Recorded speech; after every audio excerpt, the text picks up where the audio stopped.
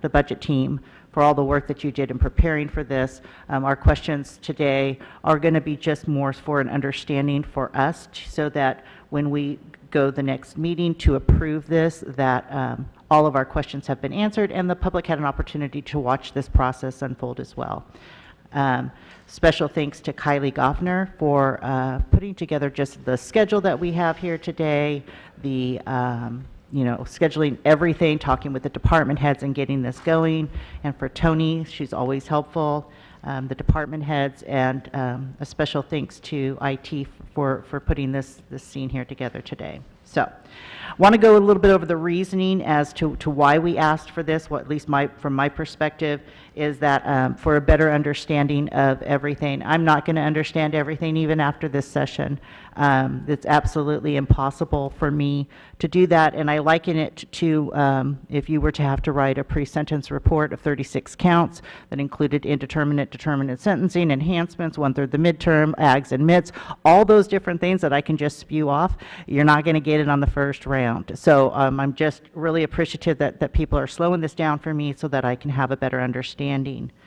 And it's just good governance, and I'm a big believer that we need to govern, and so I'm again, that's the reasoning behind why I wanted to do this. In the future, if this develops, if this was successful and it develops into something that maybe we can incorporate in, that's something that I would like to do as well. But for now, we're going to go through today. Just a few of the housekeeping questions or things is that as we go through this the public can ask simple questions. So if there's just a quick question, simple questions clarifying, that's fine. But we still want to be very respectful of the process that is currently in place, and that is if there is any changes or things that you would like to have done with this budget, that you follow that process. We are going to follow that process. Supervisor Maston and I might not agree on everything, and that is totally okay, but when we bring it back before the board, it will be in a written format to ask for those changes or those considerations. So that is going to kind of be what this is today. If you are watching from home and you have questions before the next meeting, you certainly can reach out to any one of your supervisors and ask those questions and ask them to bring up those issues. So that is just kind of, I just wanted to lay the groundwork here. We're not going to call out questions. We are just going to try and keep this on schedule too, because I am completely grateful for the department heads and their willingness to do this. We have a timeline.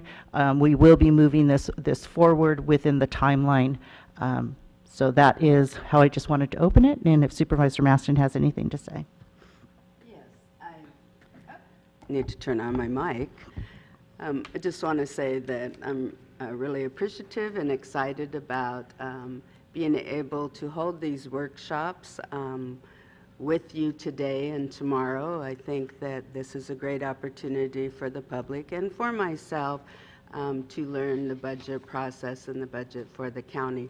I'm very familiar with federal and tribal budgets, and there's a lot of similarities between the two, thank goodness, because it made this review a lot easier for me to be able to comprehend and follow through.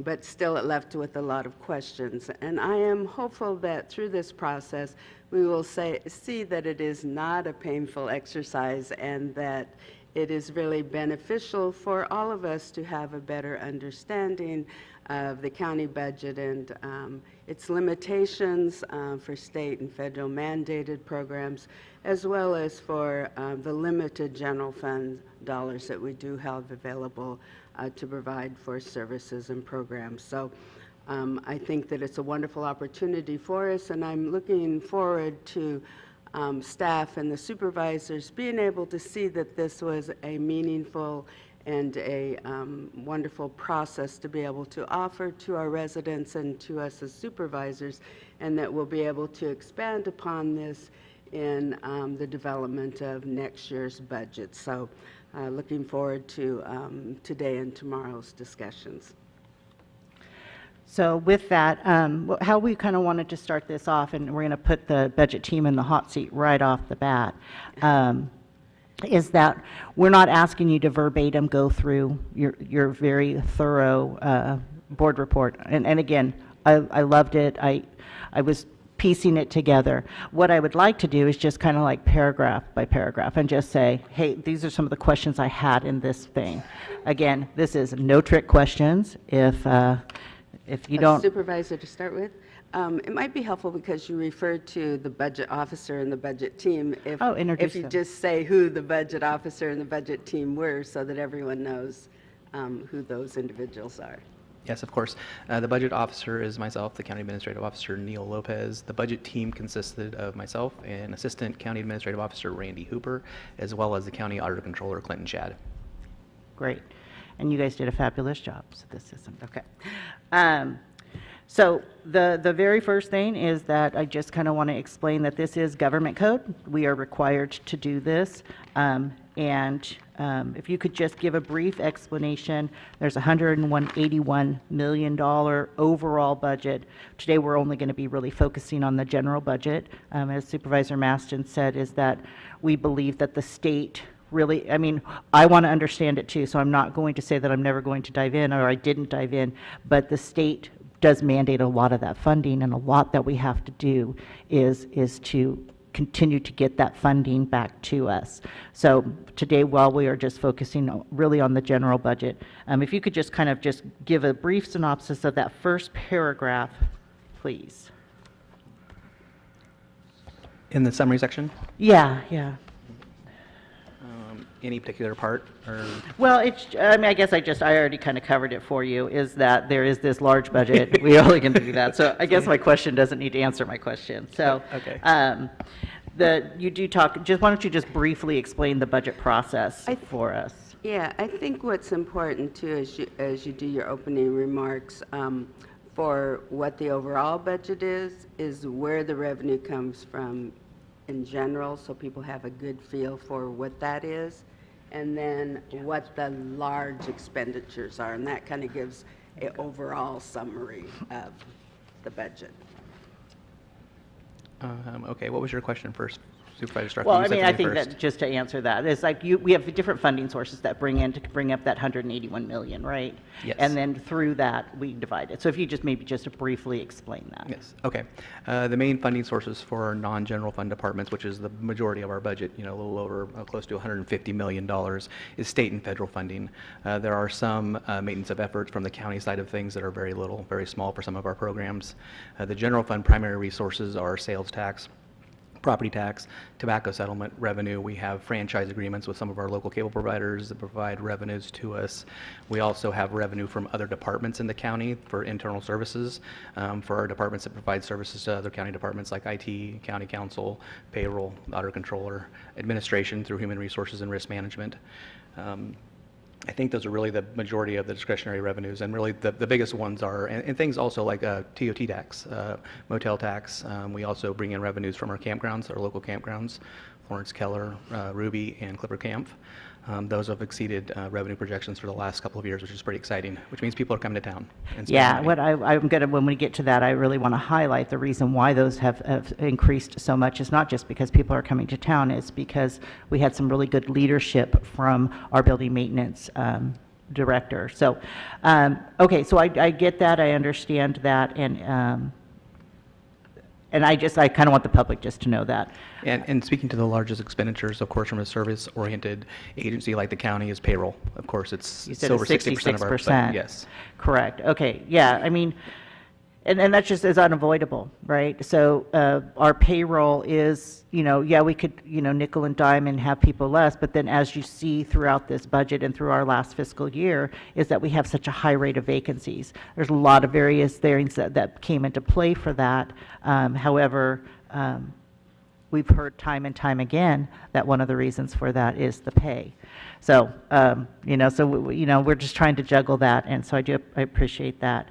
On the next paragraph, it's the adopted budget process. And my only question that I had really in that section is that you talk about state and local fiscal recovery funds. Is that just the ARPA and the CARES Act? Is there something different that we might get? That is just under the ARPA. It's just the Yeah, ARPA? the CARES Act was prior to that, yes. Okay. All right. Supervisor Masters, did you have any questions about that? No, I'll have when we get to the individual budgets, I'll have some additional questions. Okay. And then if we go to this next page, right, and it's at the close of fiscal year, we had a fund balance. Can you just explain real quick what a fund balance is? A fund balance, either positive or negative, is either revenue over expenditures or expenditures over revenue, same as your checkbook. Yeah. If you have more expenditures than you have revenue, then you have a negative fund balance. Yeah. If you have more revenue than expenditures, it's a positive fund balance. Right. So we had this overage of $8 million. That's huge. Very significant. Yeah, and that was because... I've been here 22 years and I haven't seen a fund balance like that, so it's very significant and very unusual. It is. So when we have that, Mike, and this is kind of a dumb question, and I do apologize, I'm going to have some dumb questions, is that $8 million, does that then get set someplace else because we saved it, or does that then get rolled over and help balance this next year's budget? It's rolled over and helps balance this year's budget. Usually our department requests come in and they are $5 to $6 million out, Okay. meaning their expenditures are higher than their revenues, so we rely on the fund balance to balance this next year's budget. Okay, so in the event we didn't have that fund balance, let's say we don't have, that nice chunk of change, that's when you start looking at counties that have to make these cuts and different things like that. Is that correct? Yes, I've been through those times as well when the fund balance is, $1 million and we need $3 million. And so then you're going department by department, cutting service and supplies, travel and training, everything you can possibly think of, trying to squeeze every dollar of revenue out that you can come up with. Furloughs at times when I've been here, we've done employee furloughs. So yeah, there's been some extreme times as well. Yeah, I've as a county employee for 30 years down in Sonoma, I've done my fair share of furloughs. But I mean, it is exciting that we have that extra, but this is why we're being so judicious, as your team is, making sure that we're not squandering that, which you are doing. So the significant investment in public infrastructure, we're going to get that through that, but I'm kind of curious, what is the significant investments in the public infrastructure that we're going to be doing? I mean, you have here the expenditures are budgeted at $5 million. So what are some of those? And I know that you said you referenced it, but it's vague at the very end. Again, this isn't to call anybody out. I'm really curious, and I know I should know these things, but I just don't recall having that information brought to us. Yeah, no, and it's okay because really the projects have not been identified yet. Okay. We're going through right now and assessing every county building, every county facility, and we're updating the county improvement plan. And so having this infrastructure money is going to be critical to that because it's been, there's been deferred maintenance and projects that have been ignored for a long time just because of funding. And so this $5 million includes both the infrastructure money that's been built up in the Measure R fund, which is one of the major intents that we've had with Measure R, was trying to address infrastructure by building that fund balance and be able to leverage other funding. And the remaining of those funds is because of the one-time funding through CARES Act and the ARPA funds. We've been able to offset other general fund costs and reserve this funding for capital improvements. Right, like the safety. So we were able Yes. to offset some of the safety costs, and so we saved that money in the general fund and put it over here. Correct. Great, okay. So then the revenue, you've kind of, did you have a question? So, yeah, we're just anticipating that we're going to be seeing that report about sort of several months or a couple of months down the road. Yes, Just that's what so- we're expecting. The building maintenance superintendent is working, or the director of building maintenance is working with the building inspector, senior building official, and they are developing that plan. Excellent. Yes. Oh, and can you remind me again, how many buildings do we have? That I think there's 17. I think there's only 17 facilities, but there are also a number of parks. Okay. We're talking at least 17 So parks we're as well. going to prioritize kind of some of those areas.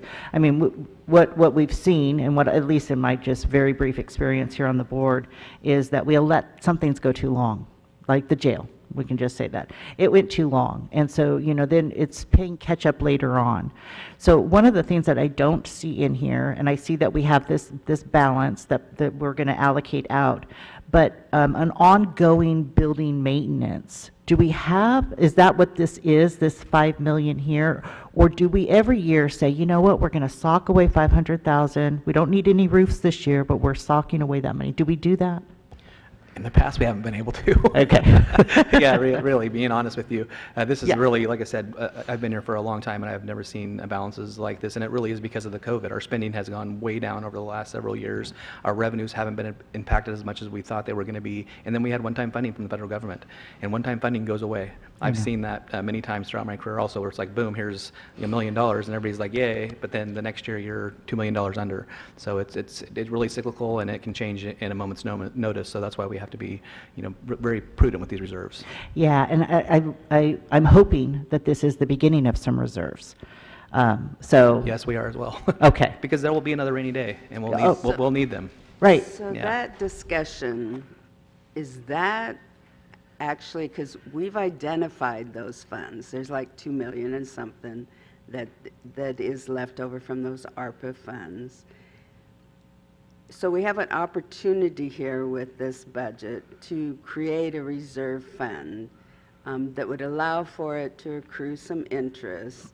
And we don't know what that might be, but will we have those discussions during this process that we might be able to actually put away some reserve funds that could garner some interest that would allow for us to, because it's not healthy not to have some sort of reserve account for those extreme emergencies. And so this is a one-time opportunity, and to be kind of prudent and responsible, we should look at actually putting away some for that reason. And so during this process, is that what we're hoping the discussion will have, or are you going to propose that so that, because it's sitting there, but we really haven't had discussions. It's kind of earmarked like reserve, but the actual discussions haven't occurred.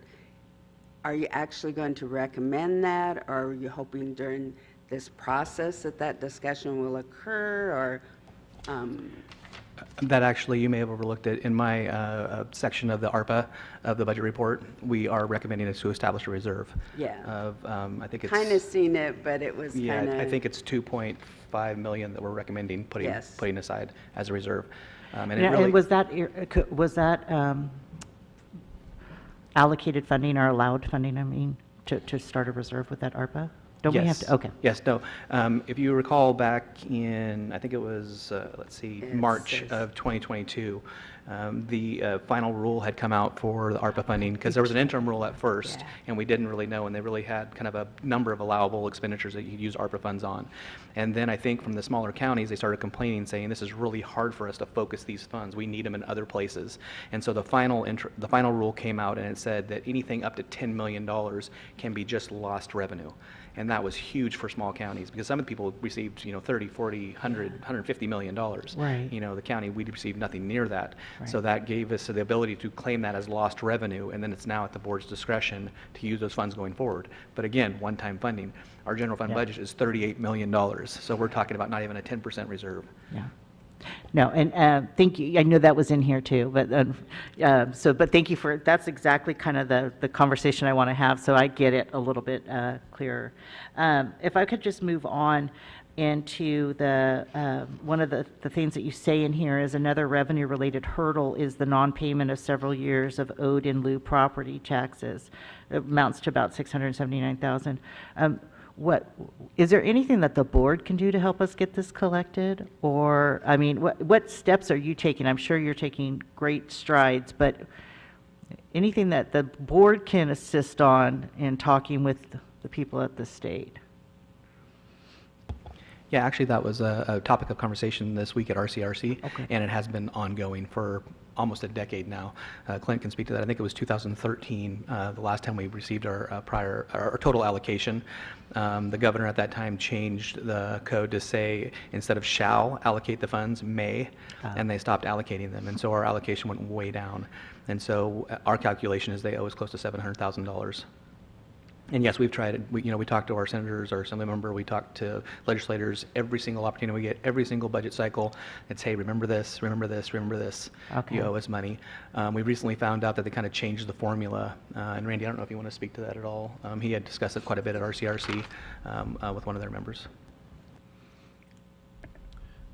Yes. So I think everything that Neil just gave in terms of a summary is very correct.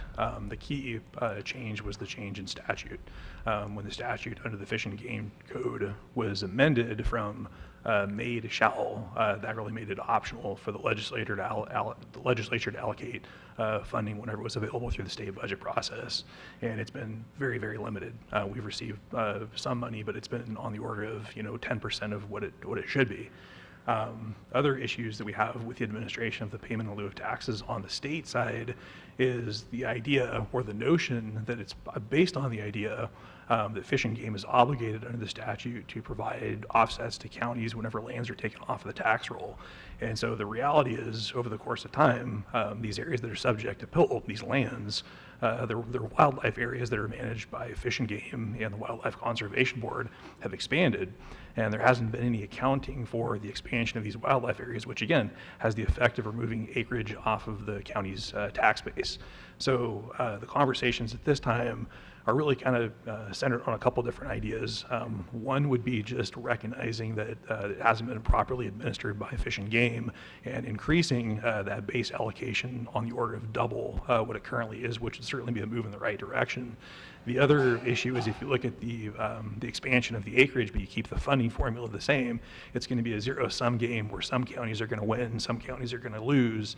And so for advocacy groups like RCRC to take that issue forward, they're going to be arguing against some of their constituent members. So I think the inclination at this point through the groups like RCRC, through conversations with Fish and Game, is to try and take an approach that's going to be as beneficial to as many communities as they can be, which again I think is going to be essentially just advocating for an increase in that base formula. Okay. Wow, thank you. I mean, this is impressive that was just right off the top of your head. So this is the back that's owed. How much about per year are we getting? I mean, like if they were staying at, it's still ongoing funding. This is back. How much per year does this provide, roughly? Clint, do you recall offhand, is it like 30,000? Or is it? Is this working? I'm looking it up right now. Yeah, it's, we budget $21,000 a year, but they're in arrears by almost 700,000. So, and like Randy was saying, that they've expanded their property holdings, and they've not expanded their payments, and they're also, they owe us almost $700,000 in back payments that were not made. Okay. And absolutely, it's correct that they went from may to shall pay. They also went through a process of, we don't have enough funds, it wasn't budgeted for, and avoid making payments. So it's $21,000 a year, which should be probably much higher based on Randy's research, and they do owe us just under $700,000. Right, okay. Well, I'm glad that you gentlemen are on that. Thank you. Yeah, but it seems like there should be something that we could do extra in our efforts, since the governor's budget has been It's pretty flush right a lot now. higher in these recent times, that there should be something that we can do to help that along. But good to know, thanks. Yeah, that's great information, and it's now on my radar. So again, these are the reasons we get to have these discussions, is so that I'm more aware of it. So I appreciate that. The expenditures, I'm not going to belabor too much on certain things, and I just kind of want some clarification. 66% of our general fund budget, or maybe even overall budget, goes for salaries and benefits. Have we, and it says in this report that we, in 15-16 fiscal year, that you switched to something that was a little bit more cost savings for us for the health benefits. Are we looking at trends in other counties? Because we're not the only county facing this. Are we kind of looking at trends in other counties to see if maybe now is a time to pivot and do something different? Yes, yeah, we keep an eye on that. We actually have an annual renew meeting with Alliant, who is our insurance broker, and so they do that for us. Okay. They administer our plan, and they are constantly looking for ways for us to save money and different opportunities. They actually provide alternatives on an annual basis. Some of them don't really work for us, and it would be a detriment to our employees. So we're against that always, of course, if we can afford to keep going with what we have. We have a very good plan. It's kind of similar to other plans, of course, in other counties, but based on the overall trend in healthcare, we're doing very well. Oh, Very we well. are, yeah. Yes. 'Cause, I mean, This year was the worst year I've seen, but from the overall. 2% or 0.2 to 1.2. Yes. The actual change this year was 9.1%, and it's typically been around 1% for the last several years, which the actual market has been much higher. Even it's higher than our 9.1% this year. Okay. So we've been on an overall 10-year basis, or since we've joined the plan, we're basically outpacing the market by a lot. I mean, we're doing very well. Great. I'm not even going to get into the CalPERS stuff. I try to understand it, but I just want it to be out there that CalPERS is kind of a beast. It certainly is something that I know that you're monitoring. The only kind of question I had is that, are we passing any of this on to the employee? The differences. We have 4 different classifications, you're saying, of that, somebody's 7.17%, 12.878%, that sort of thing, but we're only charging the 8 and the 12. Is at any point, do other counties, or should we consider passing that additional from the 12 to the 16 onto the employee? And I don't want employees to hate me. Yeah, our employees are already required to pay quite a bit for health insurance and for PERS. And so again, we've tried to maintain those percentages. You mentioned earlier that pay is a big part of why we can't keep employees. The more you take out of their paycheck, the less they make. And so if we can sustain these levels, we try our best to do that through the budget process. Right now, currently miscellaneous employees are paying 8%, and the safety employees are paying 12%, Okay. which is pretty significant. And that actually was the cap through PEPRA, and it may still be the cap. I'm not sure if that's changed at all, Clint. I think those are the highest amounts that the employer can charge Okay. the employee. All right, okay, so we're being diligent there, and, But you said, CalPERS is a beast. It really is referred to as a 10,000-pound gorilla. Every conversation you have, they are a monster. Yeah. That really just, it's their way. We're part of that plan. yeah, which I'm grateful that we are able to provide that, as a retired person myself, not with CalPERS, but another entity, with retirements, I'm glad that is a benefit that is offered, and the changes that need to be made on such a higher level than Little Del Norte County. So I just didn't want to not bring that up, because it's something that I need to do better at understanding it more, but I'm just aware that it's a beast, so. If we could just move on, if that's okay with Supervisor Maston, to the general fund and professional services. We'll get into this when we go. There's a piece just before that, though, that I thought we should go ahead and cover, and that just is on the end here. We're talking about the fixed assets, and so in this piece, because in your budget, you have this column of fixed assets, and you list everything in there, and you have all these zeros. Is that a requirement by some law that you have to list all of those within your budgets, because they all come out as all the zeros? Is there some reason Are why? you referring to like the lines that aren't being used? Yeah. Yeah, so that's not a requirement, but our current system doesn't allow for me to remove. We delete or inactive, and they'll still show up. Or we make inactive, they'll show up, and if we delete those lines, any prior history in those lines will be deleted as well. So it's kind of a system issue. It's not a requirement, it's just a shortcoming of our current financial system. So you'll find budgets that have an entire page of zeros. Yeah, you have, that just seems so Yeah, so crazy. so we make them inactive, they still show up. If we delete those lines, they would go away, but any activity in that Well, line that- dating back Right. Is 20 your years is new- gone. Is the new system we're getting going to allow for something different?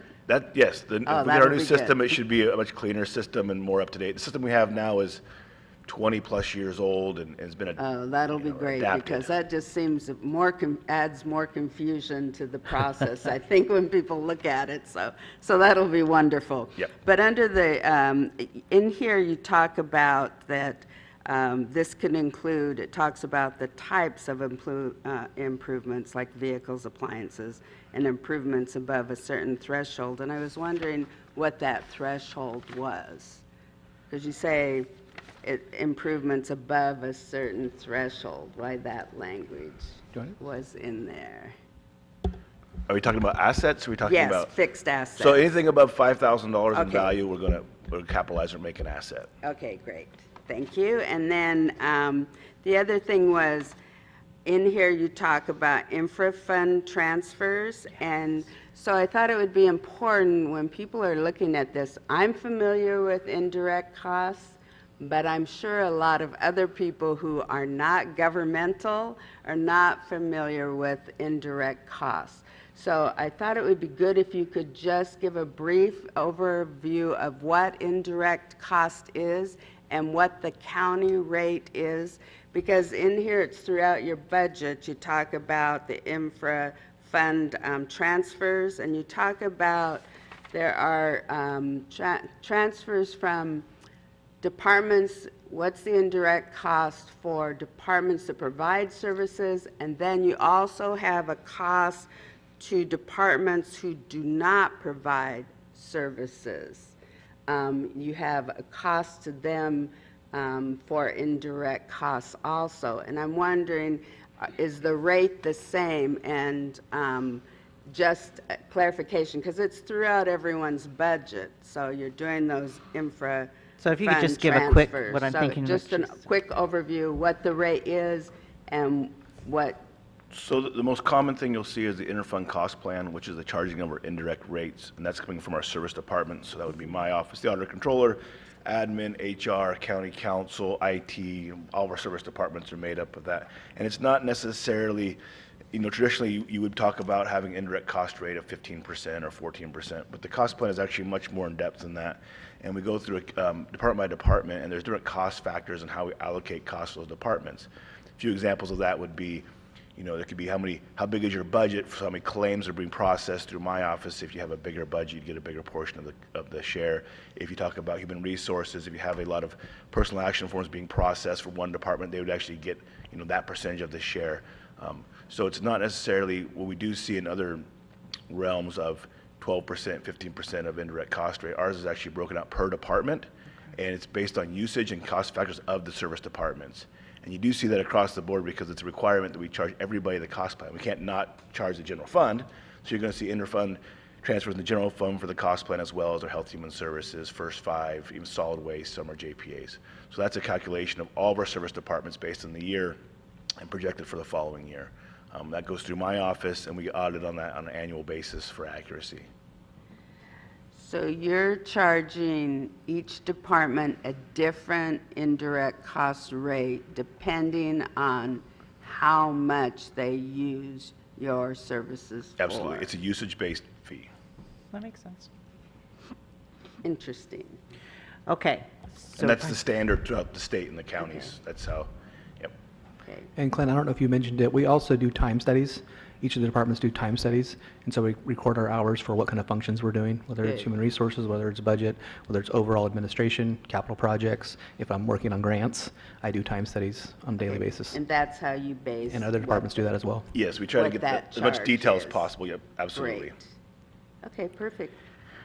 All right. So I was wondering why that was different for each department. And then the other one would be the intra-fund transfer, what that's related to, because I didn't see an explanation for that. So there's inter-funds and intra-funds, and what that symbolizes is one, so sometimes I get this backwards, I apologize. My intra-fund would be a transfer between the same fund with different departments. So from the admin office to my office for both general fund, but the charge would come through an intra-fund line. Okay. And the inter-fund would be when we go from different funds. Example of that would be a charge from admin or my office to child support, Right. because it's 119 is their fund. And so there's still a transfer of monies and costs, but how we track that is different if it's internal or external in the same fund. Okay, great. That makes great sense. Okay, so if we could, we have about a half hour left on 19, so if we can move through the final 17 pages. No, I'm kidding. Just some moving through the professional services, totally understand the increase from typically 100,000 to 300,000. If I'm reading this correctly, it is so that we essentially have some seed money, that we have some things available. So if we get that opportunity to have an assessment done on Bar O or the old mental health building, that this is already in the budget, we're already good to go, that we can have these various things done. Is that correct? Yes, that's correct. Okay. I like the forward thinking on that very much so. Yes, a lot of this stuff is long overdue, and you know that there's a lot of state and federal funding available right now, and what they're looking for is shovel-ready projects, and so we want to get there. So when the funding's available, we can jump on it. Yeah. And I think once we get that grant writer hired and in place, he or she can look for the funding that could pay for the assessment or the survey too first. So, but we got to start somewhere. And so I just wanted to make sure my understanding was correct, that we are just getting ourselves positioned to be ready to go. Okay. Then the jail, I remember, so Feinstein allocated us the $3.1 million. I know that you have told me in the past that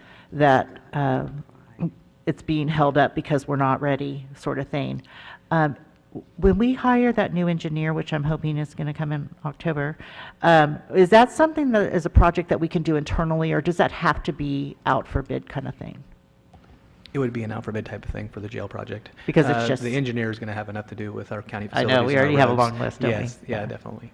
Okay. And we were unsuccessful when we put this out for RFP prior to this, correct? That is correct. Because we had no takers. Yes, correct. Okay. But thankfully, from our efforts of Tony Self, we have now located somebody. Oh, we have? Yes. Well, thank you very much. Pretty exciting, just recently, after lots and lots of emails, phone calls, and everything else you can think of. Smoke Okay. signals. Smoke signals, yeah, whatever it takes. I mean, I think that's great, and I appreciate that effort. That is something that I'm very hopeful we can really get moved forward to soon. Everything takes forever, and I want the public to know that it's not without an effort, though. I think that it's important for us to know that.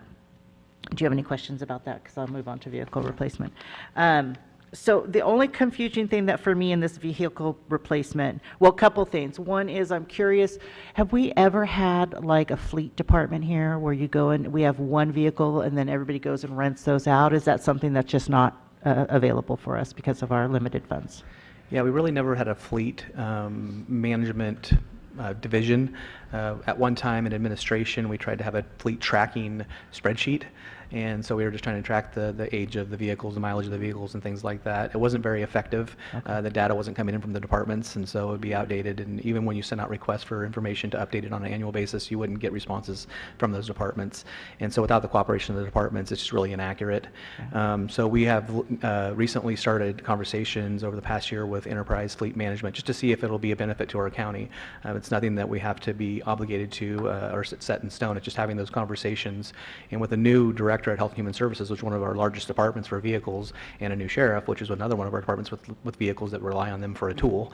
It's good to start those conversations up again, because without them being involved in the conversation, it wouldn't be as effective. So now that they're in place, we're scheduling appointments with Enterprise again to talk about that. Great. Because one of the constituents that knows more about this than I do had said something about leasing vehicles too. So if you're getting Enterprise involved, not necessarily leasing patrol vehicles, I mean, it seems silly, but some of the county vehicles that we need to operate county businesses, is that, I could actually put that as one of my requests, is that we look into that when we get to that point. This is just a workshop, but have we ever considered leasing vehicles?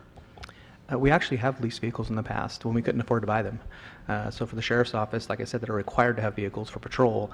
When we couldn't afford to outright buy them, we leased them through Ford Motor Company or Chevrolet, wherever the vehicles came from at that time for the patrol vehicles. We've also internally leased them through our internal funds. We had the Stimson mitigation funds that was established for some internal borrowing. If it beat the rate of external borrowing, we went through that process, and we've done that in the past as well. Okay.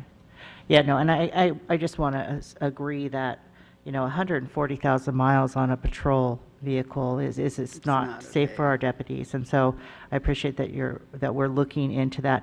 Are we still having some backlog in getting vehicles? Is that part of the problem too, why we were not able to get this filled last year? Yes, absolutely. And the sheriff is continuing his efforts to reach out to Lear. And I think the earliest he was quoted was like November or December for vehicles. And so we also have Enterprise looking into that as well, just basically using their leverage and their buying power, and hopefully they have other alternatives. I know he's also talked to the Highway Patrol commander as well as the chief of police to see where they get their vehicles.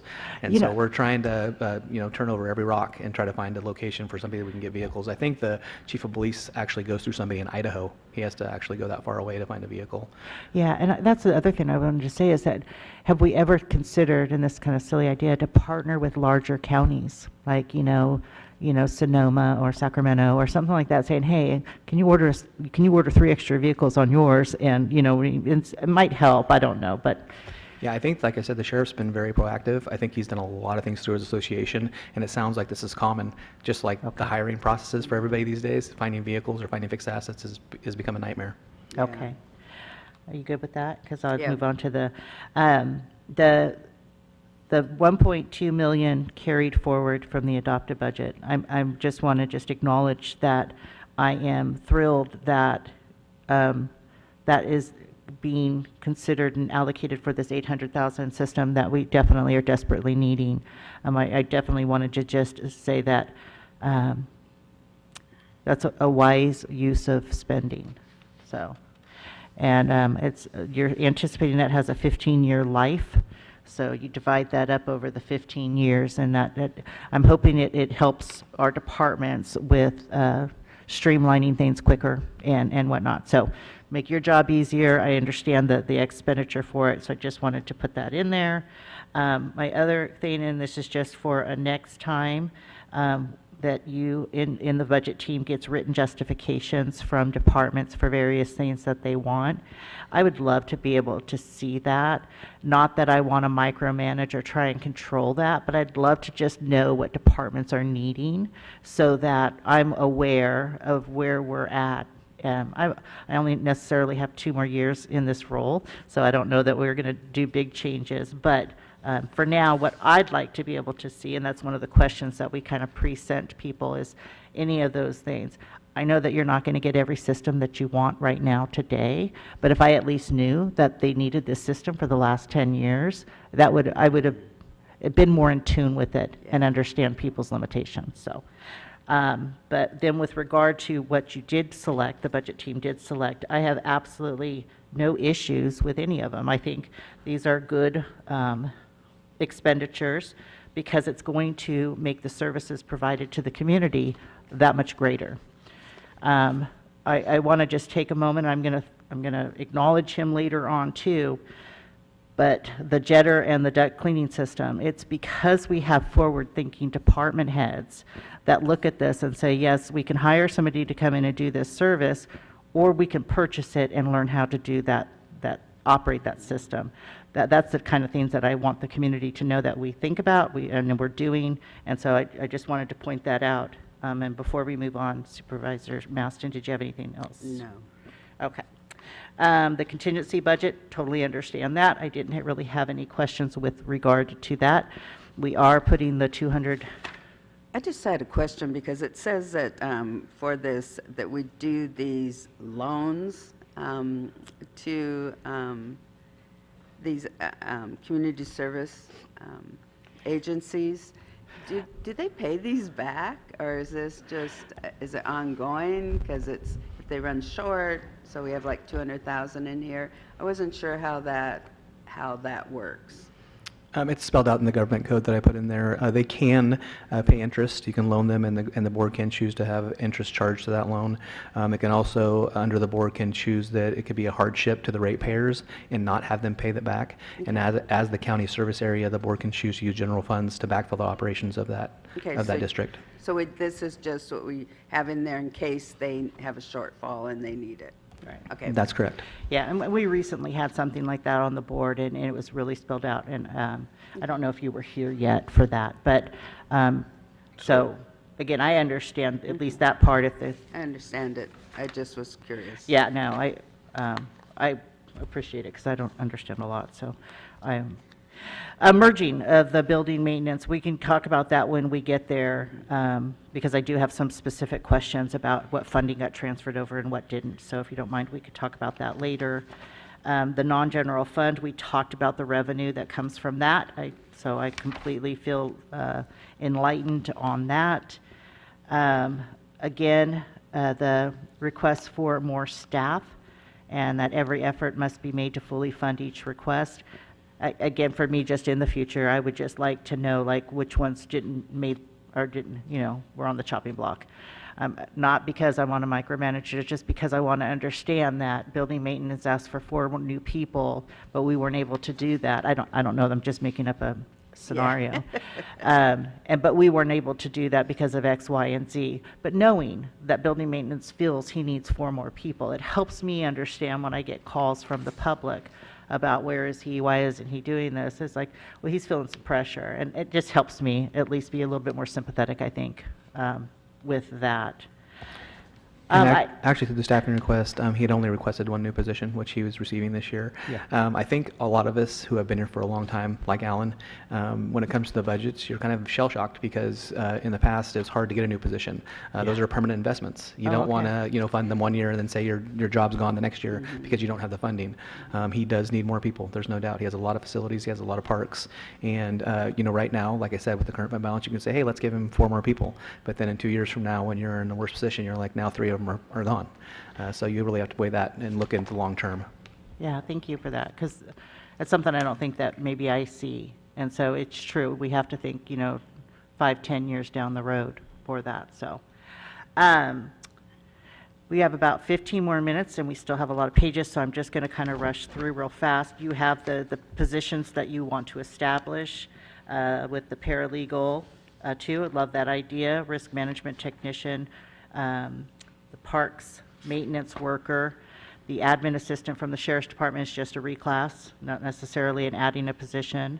What Sheriff Scott would like to do is establish 3 captains position. That's not adding another layer. What he's essentially doing is reclassifying 2 lieutenants and a admin sergeant. And so he's just he feels that if he makes them captains, then that will allow them a little bit more oversight and ability to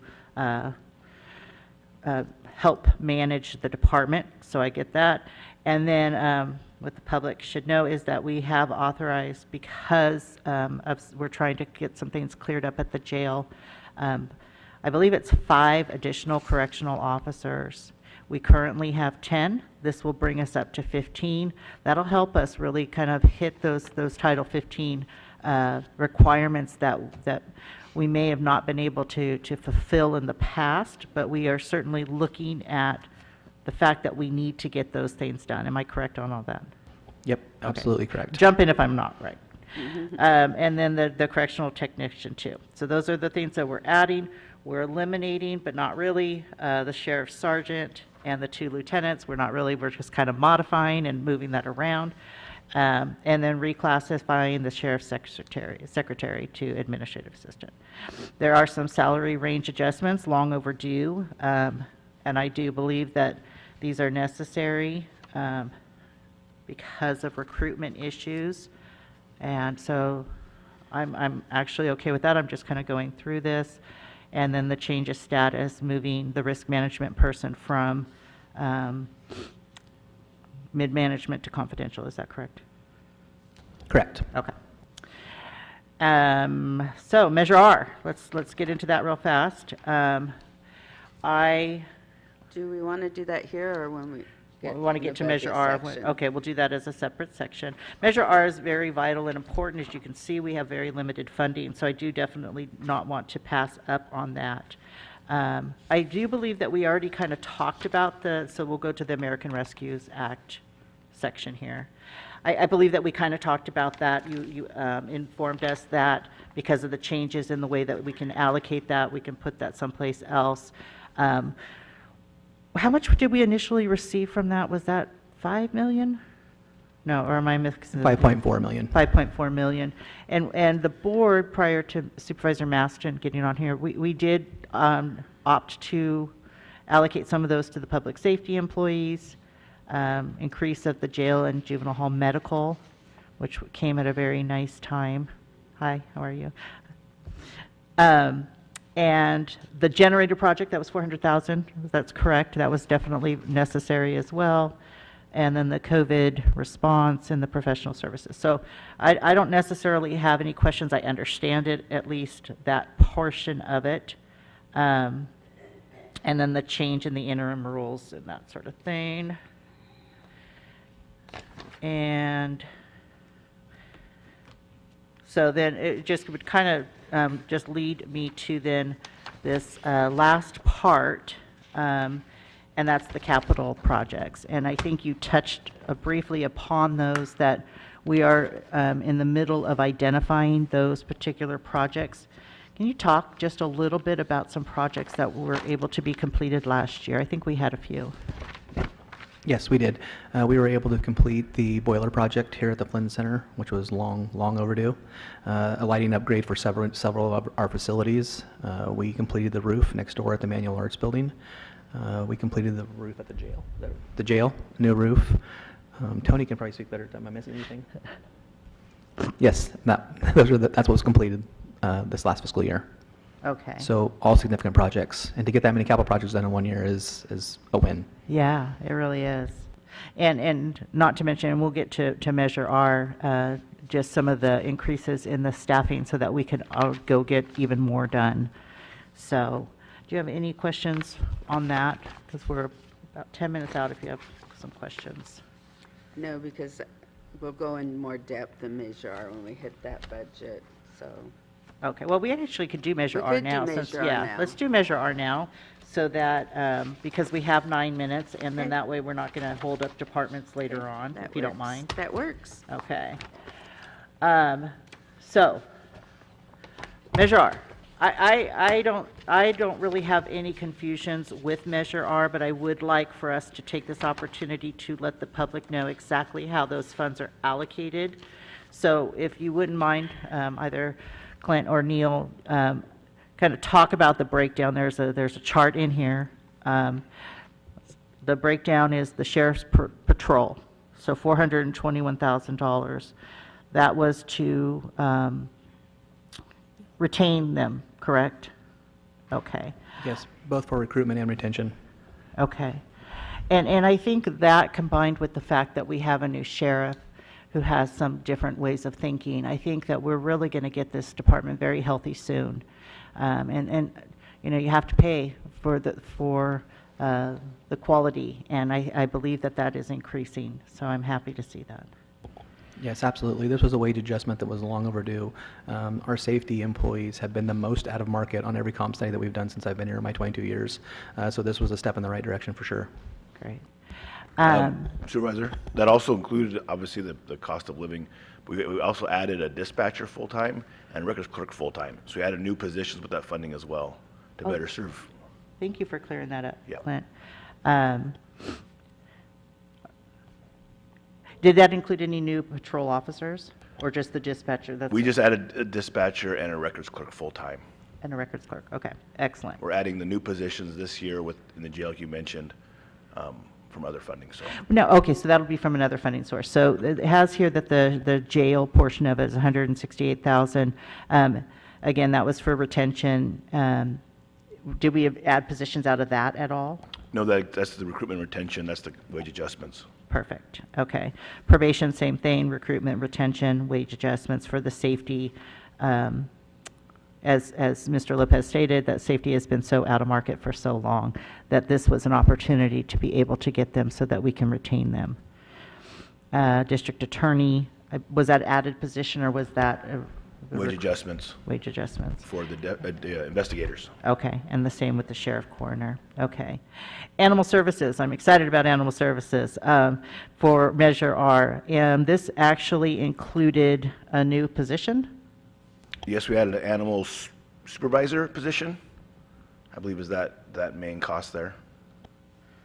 Okay. And that just offsets their their current budget, right? So this is just saying, hey, we're going to give you a little bit more so you can add another So position. we added the position, so when you add the position, you have to fund it, and so we're funding it through Measure R for the additional position. Great, okay, thank you for that. Same with code enforcement, we were able to add an additional position to code enforcement. That is correct. So now we have 2 code enforcement officers. We doubled our department. We did Let's double. just talk about that. All right. OES, same thing, we added a position and a half, right? How did Just one position. Just the And, one, because we had the head of the OES, we added the assistant. Yeah, prior to this, we had one operational position in the entire county of Del Norte. This operational area is huge, as you can imagine, tons of partners, tons of coordination. And so adding the OES coordinator has been long overdue as well. And so it was one position. Now we have 2 operating positions in OES. Again, doubled our departments. And that one thing I just want to point out with OES though too, is that, you know, the prior OES person, Kimmy Scott, I mean, that girl had a fire. She had some damage to last chance grade. She had a pandemic. I mean, OES is so vital for us to have those things in place. So when we do have these natural disasters or these certain things that come up, that we have a plan. So just my 2 cents there. Planning, we added a position. Correct. So now we have 2 planners. And the grant writer, I'm very excited about that. Has that position flown yet, or where are we at with that? It has not. We discussed this briefly with the board, with the uncertainty of Measure R. It's another full-time position that this is funding, which is critical. I mean, really, it's going to be focused on vital services and actually leveraging funding for vital services. So that could be a massive impact to the county, you know, on So top we of don't want to Measure go R. through, we're going to wait till after November? Yes. Okay. That's the plan. That makes And then sense. at that time, the board can make a decision on whether or not to go forward with that position with other funding, Okay. if it's available. It will be. I've got faith. Okay, so infrastructure. Let's talk just really quickly about that. The infrastructure, 1.2 million. Now tell me what we're doing with that. We're socking that away so that we can have enough money, in your words, tell me what's happening with that. Yeah, basically what we're doing, we talked previously about fund balance. We're establishing a fund balance and a reserve for public infrastructure. Anybody can tell you that any kind of a major road project or sidewalk project or bridge project is a significant amount of money. And we're talking millions of dollars, not 1 million.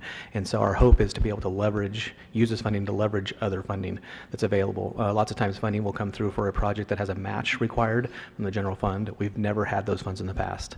So this will be the first time in my 22-year career that we have public infrastructure funding available for a match if it's required.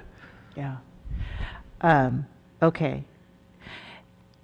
And again, I mean, we said we just kind of focus on general fund now, but at some point I'd love to sit down and talk about, because the roads is a different funding source from general funds, but how are we all going to work those funding sources together to see if we can't fix some of these particular issues that the public would like. And in some cases, there are restrictions on those funds. When you're talking about special revenue road funds, they have funds that are directly tied to public infrastructure. And so to mix and match general funds and road funds you sometimes can't. is not allowed. Okay. So many rules, so many Yes. rules. Okay, lots of rules. Okay, so that's great. I feel like 19, you have some more questions there? Sorry, Sue, I'm kind of taking over. Yeah, so the increase in the revenue that we've seen for Measure R, that just got put into the infrastructure line item? Because we've seen an increase. What we did to develop the budget for Measure R was cover all the new positions that were already allocated, to cover the wage adjustments that were already approved, to cover anything else that was approved under the Measure R by the board and designated for that funding. The remainder of those funds were put into public infrastructure. Okay, And that's just to kind of build that fund up. yes. I just wanted to be sure that's where all the leftover was into Yes, that line. that's how the budget was created. All right, Linda, did you have any questions? Okay.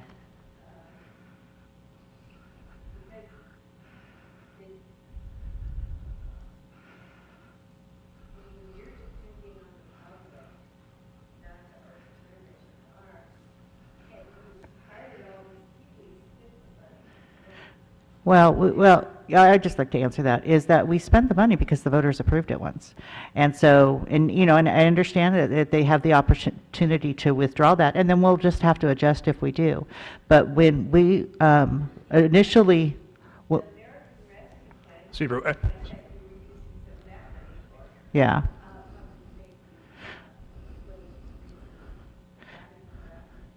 No, we did because of COVID. So, I mean, so yeah, we allocated it briefly because of COVID. That was an authorized use. Yeah, but anytime you want to talk about Measure R, we can go have coffee and do that, because I certainly would like for you to understand it more, or at least from my perspective. And I'd like to hear your perspective as well.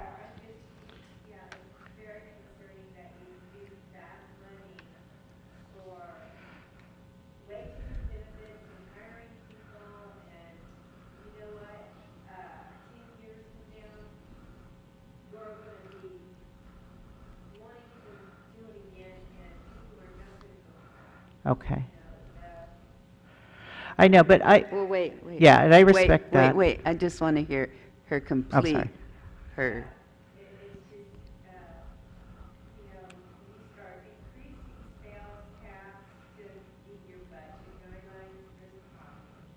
Okay.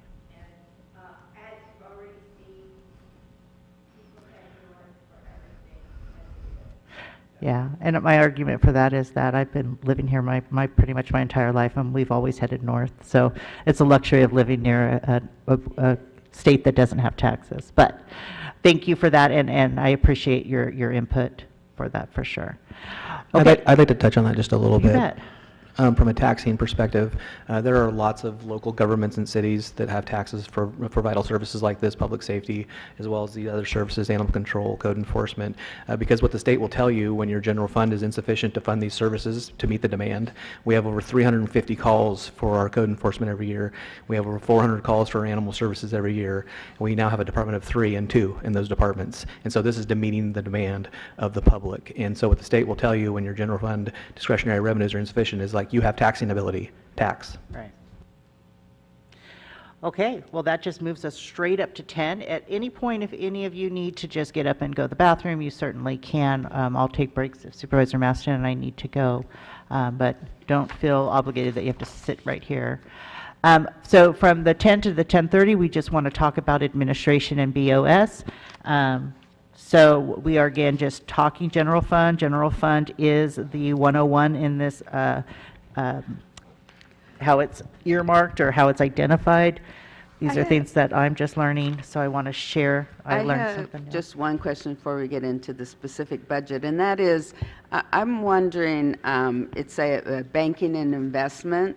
How often do we go out for RFP on our banking services and in our investment services? Because I know that, having been a banker side, I know that municipalities in the state often go out because there's a widespread in the amount that's charged for banking services and investment services, and that often cities and counties and states go out for just to keep their bank and their investment firms providing the best for who they're servicing, and for us to get the best for our money. I don't mean to duck, but that'd probably be a better question for our treasurer. Okay. Barbara handles Okay. all the banking side for the county. Okay, I'll wait until then. Thank you. Well, the investments are handled through the treasurer tax collector, and it's based on an investment policy that the board approves every year.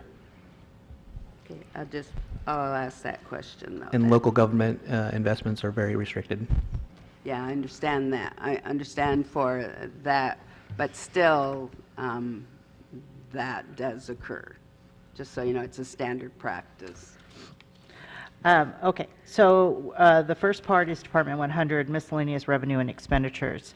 Again, I'll speed this along just because we did just have a half hour and we have to get through 3 departments. So this first one here, my only real questions that I had is on line 20281, special department expense.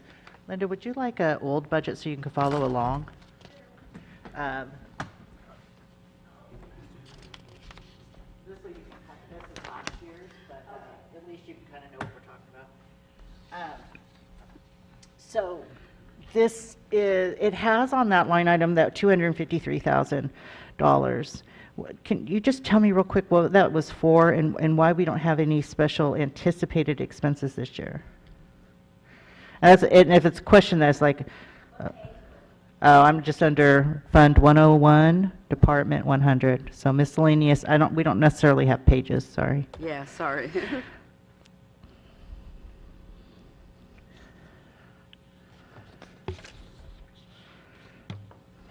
And I don't expect you to know the answers. You can just say, I'll get back to you. That's totally fine too. I'm just trying to find it. Yeah, no worries. What's the account number? The on line the item left-hand was side, yeah. 20281. Oh, okay. I thought you were talking about revenue. I'm sorry. That's okay. I was just kind of curious what that 253 was. So it was something that came up because it wasn't budgeted. Yeah.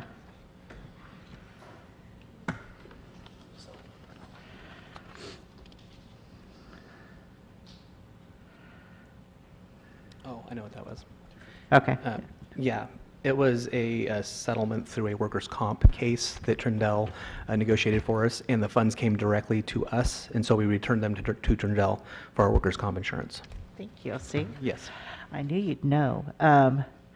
Then on the following page there, we have these trial court MOE. It's always, and again, I'm not micromanaging saying you have to change it. I'm just curious. We always budget 240, but it always comes in around 200.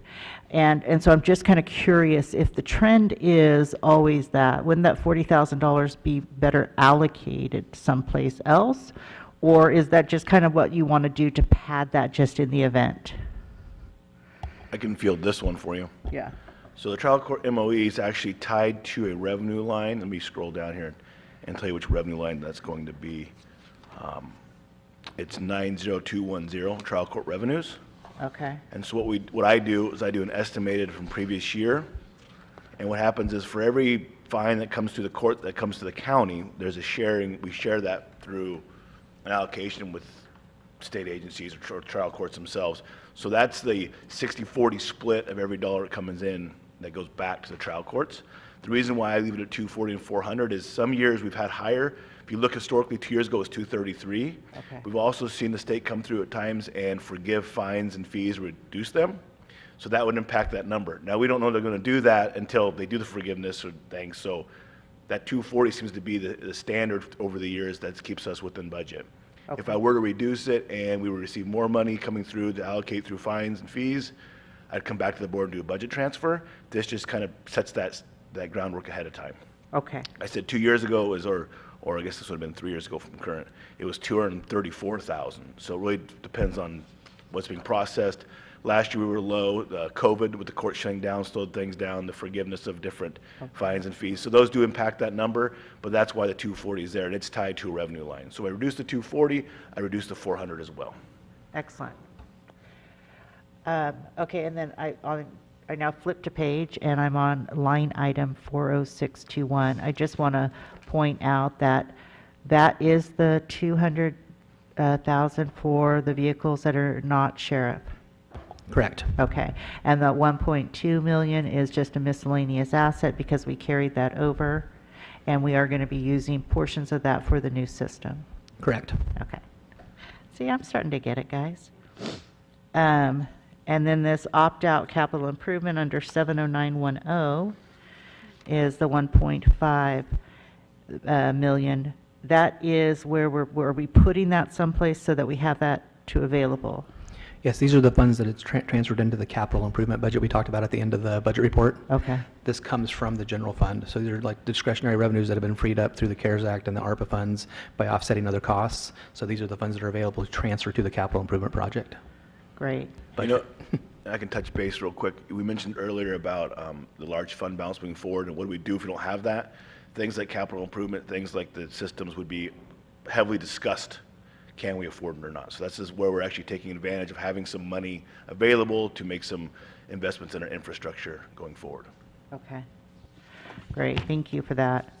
And then my other question is on just the general fund miscellaneous revenue expenditures is 70924. We transfer out 100,000 to borrow. Can somebody just explain what that is? That just general upkeep that's happening? When Barrow was closed, it came with a debt because it had been in an operating deficit for years and years and years. And so this is paying that debt back. Great, thank you for that. And then if we switch the page again, we got the revenues. These are great numbers that I'm seeing on the revenues, but I want to say that while they're great numbers, and 36 or 38 million sounds like a lot, it definitely is not a lot. And so we're operating with that. But so the revenues, I get those, the 4 million for property taxes, the supplementals, that sort of thing. That's great. I don't have any questions with regard to that. If you flip to the line item, I know you guys like to talk in numbers, so that's why I'm hoping that this is helpful for you to find it. It's the 91075, the inter-fund cost plan. And now, and Jay Serena tried to explain this to me last year, but when it's a negative number, what does that mean compared to a positive number the year before? I got it. So I'll try. Either one of us can answer that, but he's the auditor controller and he's in charge of the cost Mr. plan. Lopez so. can definitely answer that as well. So when you look at your revenues, the revenues come up as a negative. In our budget system, the negative is a good thing. That shows that's money coming in. Okay. When it's a positive in the revenue, it actually means expenditure. And so this year we've shown expenditure, and how that happens is our cost plan is based on last complete fiscal year for the following fiscal year. So it's 2 years in arrears. And so it's a projection based on what we spent, how we allocate our internal services, and then we project to happen going forward. The positive 584,000 is actually overcharged last year. Okay. And that came up because of COVID, and we had everything based on expenditures, personnel, and when those didn't happen, the projected costs were lower. And this is where we talk about, I have an annual audit by the state every year going through our cost plan, and you will see fluctuations. 2 years ago, it was, we received 265,000. The following year, we received 323 into that line. Now it's actually a return of funds, which is standard throughout all the counties, because again, it's based on actual cost for a projection, and these big numbers are swinging because we don't have the employment, we're not fully staffed. With COVID, everything's shut way down. So we base it on last year's expenditures for next year's proposed expenditures, and then when the COVID hits and all those expenditures fall through, we come up with the difference, and this is how we reconcile and balance that year to year. Yeah, that's always crazy to me that it's a 2-year out thing. Yeah, it is. It's always 2 years out. So you'll see the 22-23 cost plan we're doing right now would actually be based on, was that 2021?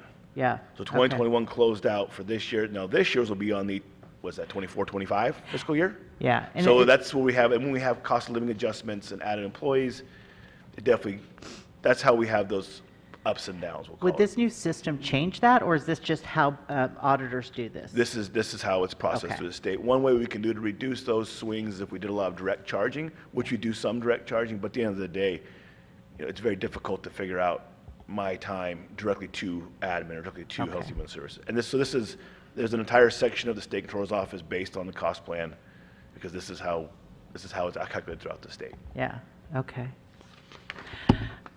Crazy, but I get it. Get it, but we don't like it. Exactly. It's confusing. Okay, I think that that is that. If we could get on with 111, which is the Board of Supervisors. And just so the public knows, I did send out some questions prior to us meeting to kind of give department heads an idea of some of the things that we would be interested in knowing and learning about. And so I don't, who's handling the Board of Supervisors budget? Is that Kylie? For the public that doesn't know, this is our infamous Kylie Goffner. She's the clerk of the board, and she's amazing. So, the questions that we did send out, it says, did you meet the county costs from last year? Your answer was yes, the net cost was less than a budgeted because of travel and utilities. Is that? That's correct. Okay. So, when I look at this, one of the questions I have when I look at this payroll of 262, that includes how many employees? It includes all 5 of the supervisors and my payroll as well. Okay. And 6 total. 6 total, Yeah. for sure. And so then, I'm not going to get into the retirement and all that. That it is costly, right? But this is, when you work for a government agency, you get the benefits that come with that. We heard earlier that you are working on ways in which we can, you're always looking for ways in which we can reduce those costs. But I'm not going to split hairs on all of that. If, I might have a question, but I'm not going to split hairs on that just because it is what it is. When I look, though, here under services and supplies, it has this liability insurance. Curious to me, 2 years ago, it was $1,300. Last year, it was $8,500. We have tripled. Is there a concern that we are more liable than prior boards? Neil, do you want to answer that? No, that's not the case at all. What happens is the insurance is based on both experience, claims that come through for each department, as well as exposure. And exposure is how many vehicles you have, how many pieces of equipment you have, how many FTEs you have in your department. And so it's 60% based on the 5-year loss period, and then it's 25%, I think, on equipment, and the additional 15% is on FTEs. And so that's how the allocation is done each year for each department for our liability insurance. Okay. And what this is a reserve for a claim that's come through under the Board of Supervisors. So we have to establish a reserve. What will happen is Trindle will say, this claim could cost you up to this amount of money. Okay. So a reserve is established for that claim, and that was against the Board of Supervisors. Okay, excellent. So there's a formula. Or a claim under that budget. Okay, I was like, Not against you panicking. guys personally. but a Right, claim under yeah, that okay. budget. I was just panicking, thinking, holy shamoly, what did I do? Well, yeah, and that was a good explanation because we noticed that there are differences between the departments for this particular insurance liability. Yeah, these first departments are going to get hit with questions that then will answer the ones that we would have had for a future department. So sorry that you're in the hot seat, but Well, some of our larger departments are going to have more exposure, and just by the nature of their jobs and their tasks. yeah, I was more- just curious why it just shot up so high. You know what I mean? I get that. That's exactly what But it's happened. because that's what happened. It does have here, and this is maybe a Clint question, but at the audit services for $46,000, I don't necessarily see that in everybody else's budget. That's correct. So there's an annual countywide audit that has to be completed. So we do that through, so I have to have done every year.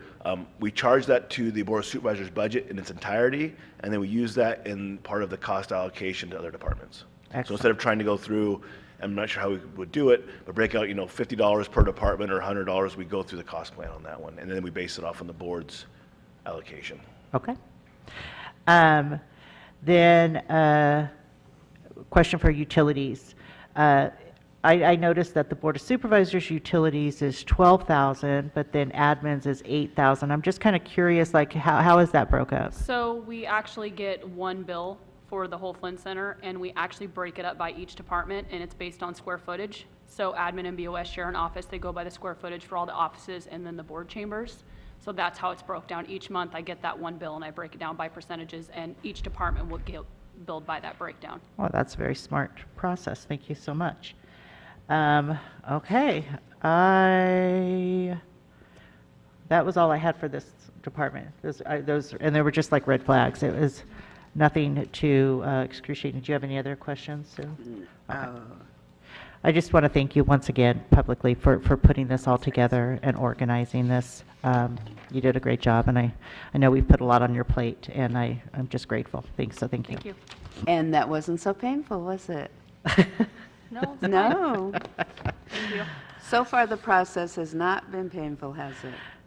But Okay, it's so, been extremely beneficial. well, for me, I'm me, hoping it is too. for the And public. I hope the public too, because they were good questions, I think, and Well, great we're only an hour and explanations. 15 minutes into this. All right, so admin 112. On admin 112, I see a significant increase from the actual payroll to this, but that is because we just added the grant writer position. Is that being allocated in there? Yes, that's correct. Okay. Oh, hey, Tony. So that includes, so this is where I'm confused. How many employees are in this payroll budget? There are 12 FTEs. There's 12, and they're all currently filled. I'll let Tony answer the question until she Yes. needs help. Yes, they're currently all filled. They're all currently Yes. filled. Okay. And capital Except for improve. the grant writer, Supervisor. We talked about that earlier. Okay. Yes. And so, but we put that in there in anticipation Correct. that we're going to need It that. is budgeted, yes. Excellent, excellent. Then I won't have to ask why your liability insurance decreased, because now I understand that. One thing that is in this budget that I'm just kind of curious on, books and subscriptions, is there a system or something? I noticed last year the actual was 12,000 when we only budgeted 2, and now this budget is 21,000. Is there a system that we're going to be able to get? Actually, the initial purchase was last fiscal year, and it was for HR. It's the NeoGov that operates all of our recruitment for the entire county. And just that, tell me from your perspective, that has been really beneficial, correct? I believe so. It's really user-friendly, and it's helped streamline the department. Yeah. Oh, good. Okay. I wasn't sure what that was used for, so I am grateful for that. And we already touched upon this. This is in admin's budget too, but it's the 300,000. That is the seed money.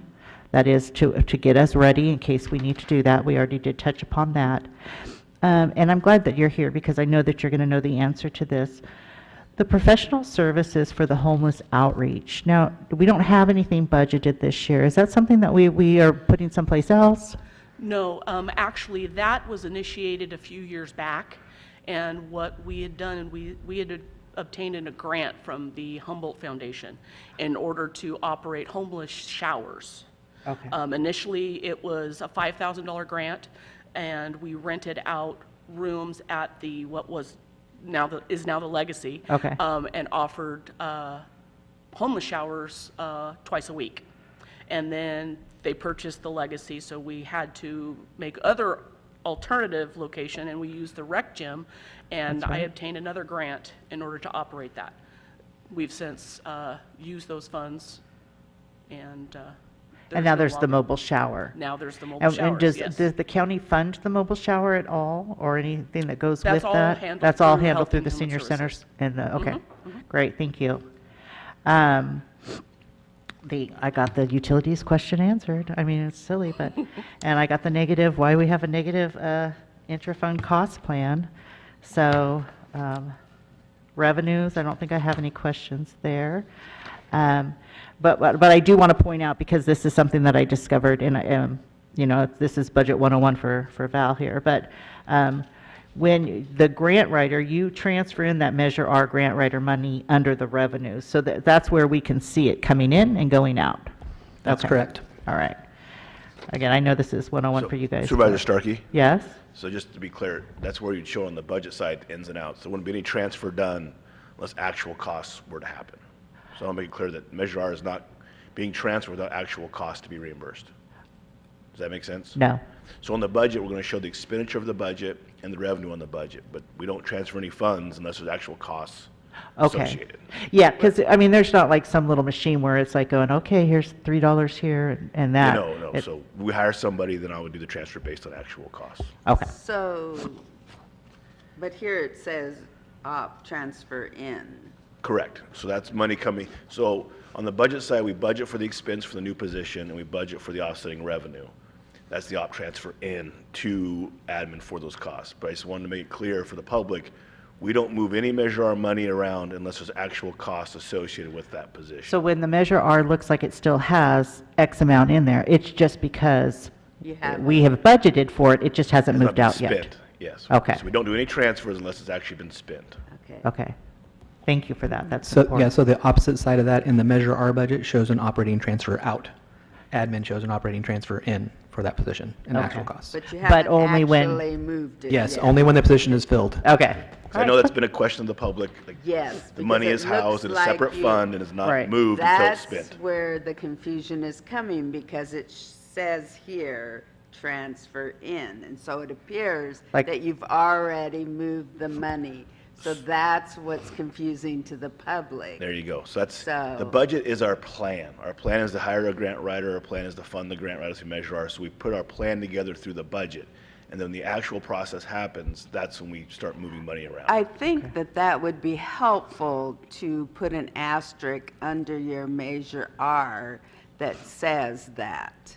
for the budget in your review part, under 19, that review part in asterisk that actually says that. This is the budget, but funds don't actually transfer out until that point. Because that's helpful, because that's what gets confusing. Now I understand why the public says, you know, that Yeah. we're doing this. That's really helpful. Now we know those, so when the See? public asks us, we can do that. Because the public says. Tony, so I have about 5 minutes left with you, or with this particular topic. I'm not going to say just you. Somebody else can answer. Capital improvements that your department needs. So as the admin in whole, I noticed that you have a few on here. Can you let me know what those are? Basically, it's actually for the entire Flynn Center as a whole. Okay. The carpets are starting to show, Well, they become Tear. the wear, and then they become tripping hazards, and yes, yeah, okay. exactly, and that's been identified by risk management, that we need to look at potentially replacement of the Okay, and so that is on our wish list. We haven't actually budgeted for it this year. Correct. Okay. It'll be added to the capital improvement once quotes and. If that's necessary- something that gets approved. ne- Okay. Necessary due diligence has been done, yes. I just love knowing these things, so thank you for telling me that. And then the travel funds within administration, I believe there is adequate funds, but is that, is, Yeah. okay. Admin and county council jointly purchased a new vehicle. And so that is actually great, and that was 2 years ago. May of '21. Okay, and so then that is jointly used by admin and county council in the event they need to use a vehicle to travel or, It's also utilized by recreation as well as Veteran Services Office. well, we certainly get the most bang for our buck around Yes. here, don't we? Okay. Is there anything else that you believe that our budget, or that Supervisor Maston and I should know, at least at this point, about the budget or any struggles that admin has? I don't think so. I defer to the guys, not from my perspective anyway. What I put down there as a note is it's typical of any kind of service department that, as I mentioned earlier, even from an outside demand from the public, we have the same demand internally from our departments for services, and we're just understaffed. All of our services departments have been understaffed. We do our best through the budget process to add positions when we can, and where we can, and when resources are available. If you could just clarify that with me for just a second. Understaffed because we don't have enough allocation for positions, or because we can't fill the positions that we've allocated? Allocation of positions at this time. We added a HR tech, I think a year or so, 2 years ago, 3 years ago. Prior to the last 4 or 5 years, we had one HR operating position for 450 employees and probably close to 40 departments. We currently have 3 HR people, and so, like I said, gradually through the budget process, we try to add positions when we can. Through COVID, things have changed drastically for reporting requirements, tracking requirements. It's ongoing through OSHA, through CDPH, and so it's been overwhelming with the staff we have now. Okay.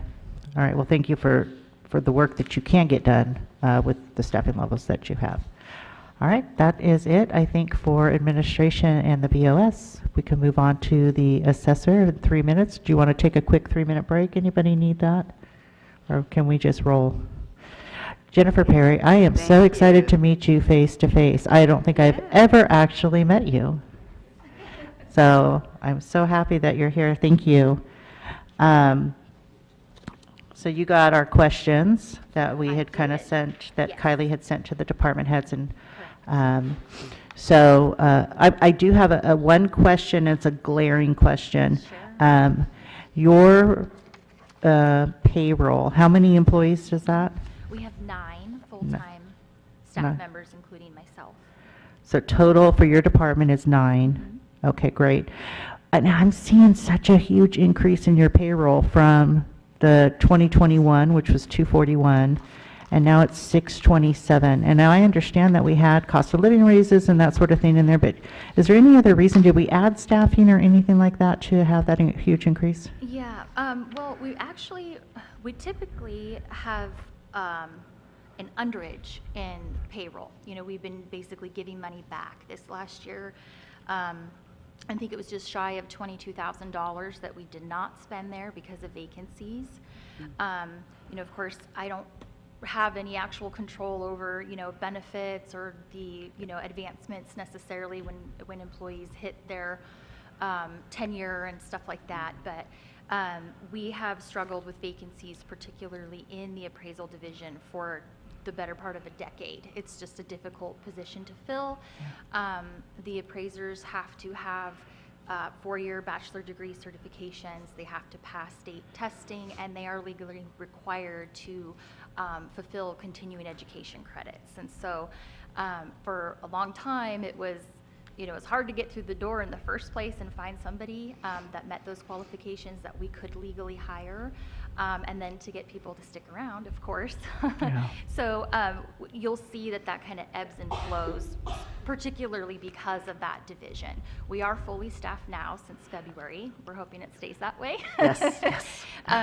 So that could have had something to do with it. It's been a few years now since the appraisers were able to get their wages adjusted, and this was based on a cost study, and it was compared to other positions within our county that have similar qualifications. And of course, we did a cost study with, kind of economically equal counties. We don't want to use statewide because obviously we're not LA, Right, right. But even then, we didn't even go for the other counties. We just tried to equalize it here at the local level because we know it's across the board, but it's baby steps. It's not going to be overnight. So that may have attributed to some of that as well, and employee COLAs over the years and so forth.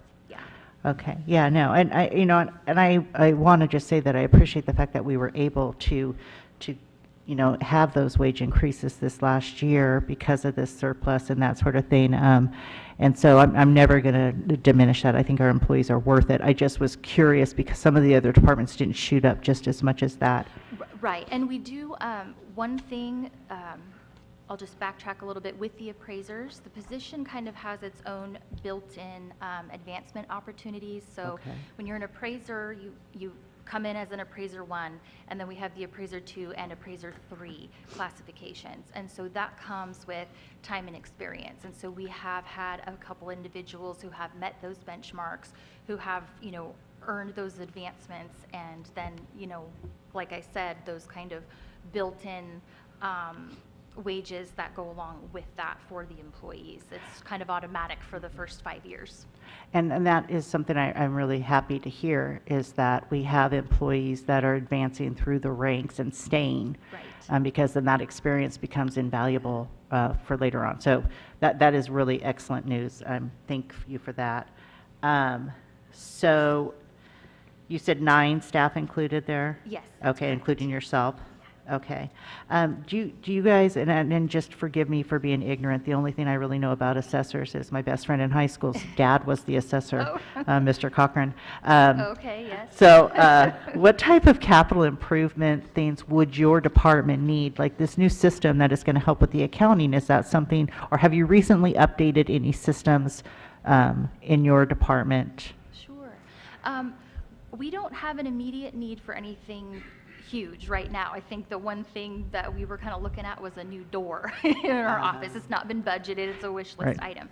But we did get a new data system. It's an integrated property data system that was between the assessor, auditor, and tax collector. Okay. So all 3 of us have a new software program that allows us to get more done in less time, Yeah. And we went live with that in 2018 was the first roll year that we completed with that new system. And so we were pretty happy to have that upgrade because it had been over a decade since the software was looked at. Is that the GIS system that is? No, this is actually Megabyte. Okay, that's going to answer a question so coming up. Yes, so Megabyte is a software company that has specifically been designed for California property tax systems. I believe they've just pushed over half the state. So it's a wonderfully integrated program. We can all read it the same, all 3 of the kind of tax-related departments, and it is allowing us to kind of, I don't want to say become more automated because it's not automated, but it can assist us with some of the portions of the appraisal process that took a little longer in the past. So, we used Excel to our advantage for a long time. And Right. the appraisers, they have to track all of the sales data that we get that come through on market transactions. And then when they go to do the next appraisal, they have to kind of query those spreadsheets and look for, things that are most comparable to kind of get an idea of market value. One of the things Megabyte can do for us is kind of go in internally and pull those comparable sales out for us already without, spending the time to dig through the spreadsheet. So you tell the system, I'm looking for a house that's this old, this size, this classification, sold between this time period. You kind of give it the parameters, and it will help you search those. Of course, the staff still has to use their, their expertise and the knowledge of the neighborhoods to make the decision if those are good, Right. because it is technology. So Right, we right. always like to have hands-on. We're just more comfortable with that. But those types of advancements have really helped in us being able to get more work done in less time. So it's been a And great- maybe even more accurate, aside from the human aspect that needs to True. go into it. Yes. Now, and so with this Megabyte system, because I noticed it's budgeted, I had a question because I had no idea what Megabyte was. Okay. Is that something that can stay up with the times, right? Is that a system that, as there's more advances in with the needs of your department, that it'll grow with you? Yes. So the company actually has annual meetings with assessors in particular, so they can hear our needs and, the projects that we would like them to do that might make our jobs easier, more accurate, keeping up to date with whatever current laws are, as propositions pass and assessments may change. The system keeps up with that as well. So they're very proactive in ensuring that the program can always accommodate the most current California property tax system. They do listen to the assessor's offices throughout the state of California, take our priorities into consideration. And that goes for not only the assessor, but the auditors and tax collectors as well. So they all have a say in this. Like I said, it's really kind of a trifecta integrated system, Right. Where it all works together. And so we do pay the annual fees for the software, for their services, and that's where that line item comes into play. It's a contract. I believe Barbara presents it each year for the board to approve, and it's the overall cost for the program is split between the departments. 60% is assessor, 30% tax collector, and 10% auditor controller. Okay, great. So I just, we have a little bit of time. We had a discussion at the last board meeting about vacation rentals and VRBOs, and I just was hoping that you could, I know it's off topic, but, after that meeting, within a couple hours, you were able to present us with actually how many stick homes that we have. Did that system help with that determination? It did actually, yes. So what we can do with the system is all of the properties that we assess in the county are coded with an internal land use code. So it's not necessarily relevant to the zoning, but it's what its primary use is for. It's how we're appraising the property. So, that list of all those different codes that we can classify property as, there are certain codes there that represent residential property, whether it be, like a standard stick-built home or a manufactured home, on a foundation, not on a foundation, all the different varieties and factors that can go into play. And we can tell the system, okay, give me everything with an R code, Okay. and it'll give you numbers, and so we can go through our list and say, these are all of the codes that I've identified that I think are relevant to, a home that would be maybe rented out as a vacation rental, and then go into the system and find out how many of each one of those varieties we currently have in the system. Okay. It was 700 or 7,815, if I could just remember. It was somewhere around there. That sounds about right. I was driving. I should not have been looking at my phone. And again, I'm a little off topic here, but I'm just very curious, and I'm so happy I get to meet you. Are those all functioning homes? Are they all inhabitable homes? Not inhabitable, but can Habitable. people live there? Right. Well, there's always going to be some out there that may not be. When we code something as residential, it's possible it could fall into a category of, maybe it's a little bit of disrepair. Maybe it's not quite 100% done yet. We constantly have revolving new construction. And so it could be a house that's maybe only 60% done at this time, but, we've identified it, we've started a file for it, it's in the system, and we identify it as a residential property because that's what it's going to be. But, today, right now, is 100% of those ready to rent? Right. Probably not, but the majority of the time, yes. Okay. Well, I ate up all of our time. Sue, did you have any questions? I'm so sorry. No, so that was our main concern when we were looking at it, was just that you had what you needed to stay on top of the job that you performed. Yes. And so you answered that question. Yes. Great. Yeah, we're, right now, we're in a really good place. We're really excited with the progress that we've made over the last couple of years. And this last year, when we turned over the tax roll in June, we're at just a little over $2.3 billion in assessed value. That's after exemptions. So Well, we sound like we're really we manage rich that job. and balance that and deliver it every year with 9 people, and I'm proud of the staff. And That's we always great. we're come in on budget, or give our excess back to general fund each year. And Okay, well, don't be a stranger, because Of I course honestly, not. this No, is the, anytime. I appreciate this so much. Thank you. Yes, thank you. All right, now Thank you. I'm keeping us on track, guys. You should be pretty proud. Oh, actually, I'm not. You had 10 more minutes, but I'm going to let you go. Can we take a quick bathroom break real fast? Yes. We'll be right back.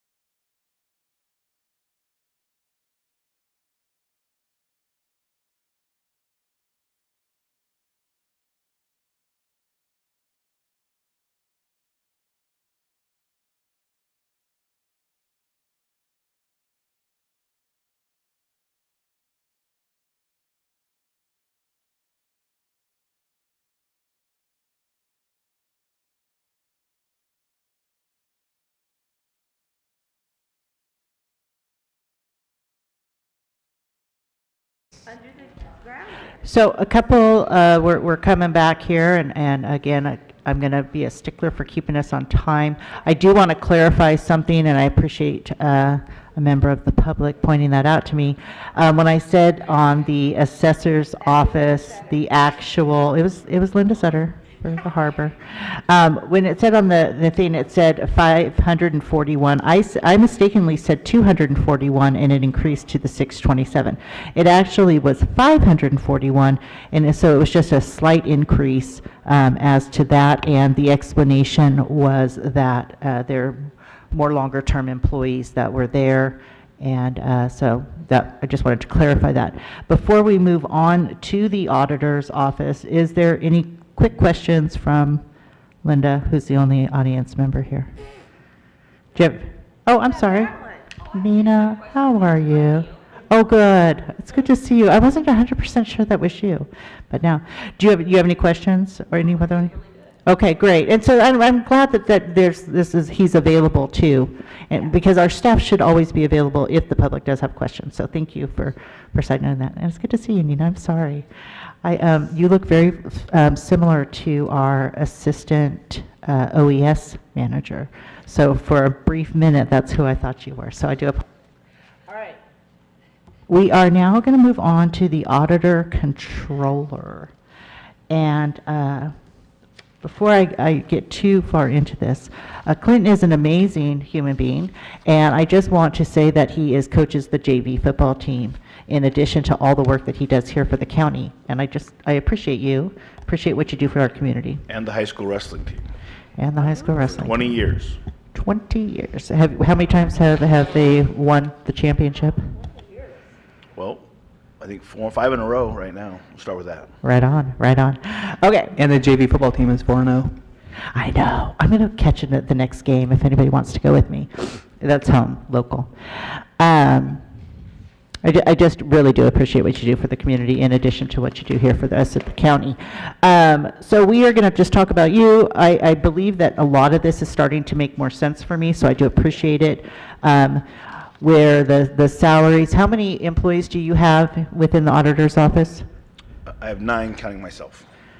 9, including yourself, or 9? 9 including myself. Perfect, okay.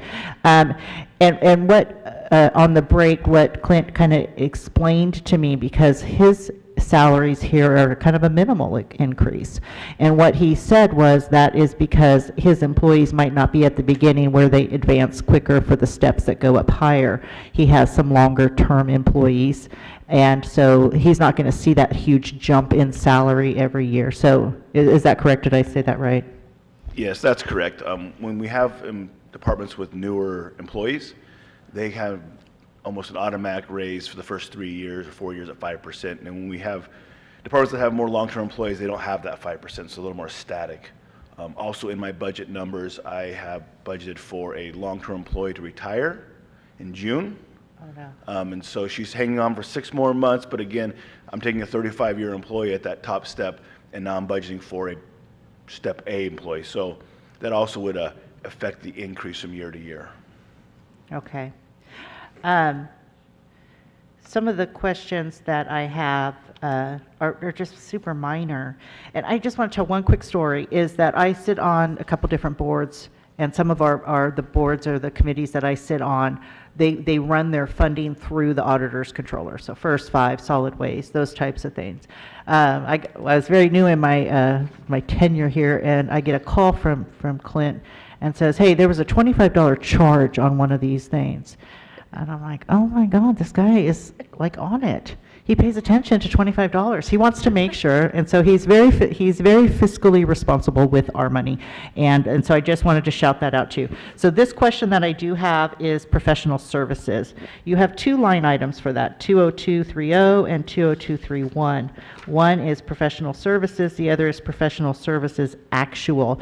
What kind of things does that include? So the 20231 is professional service actuarial. We're required to have actuarial studies done through our PERS agreements every year and pay for those, as well as our GASB 68, which is going to be our unfunded liability through PERS. We have to hire outside actuarials to come in and do those calculations.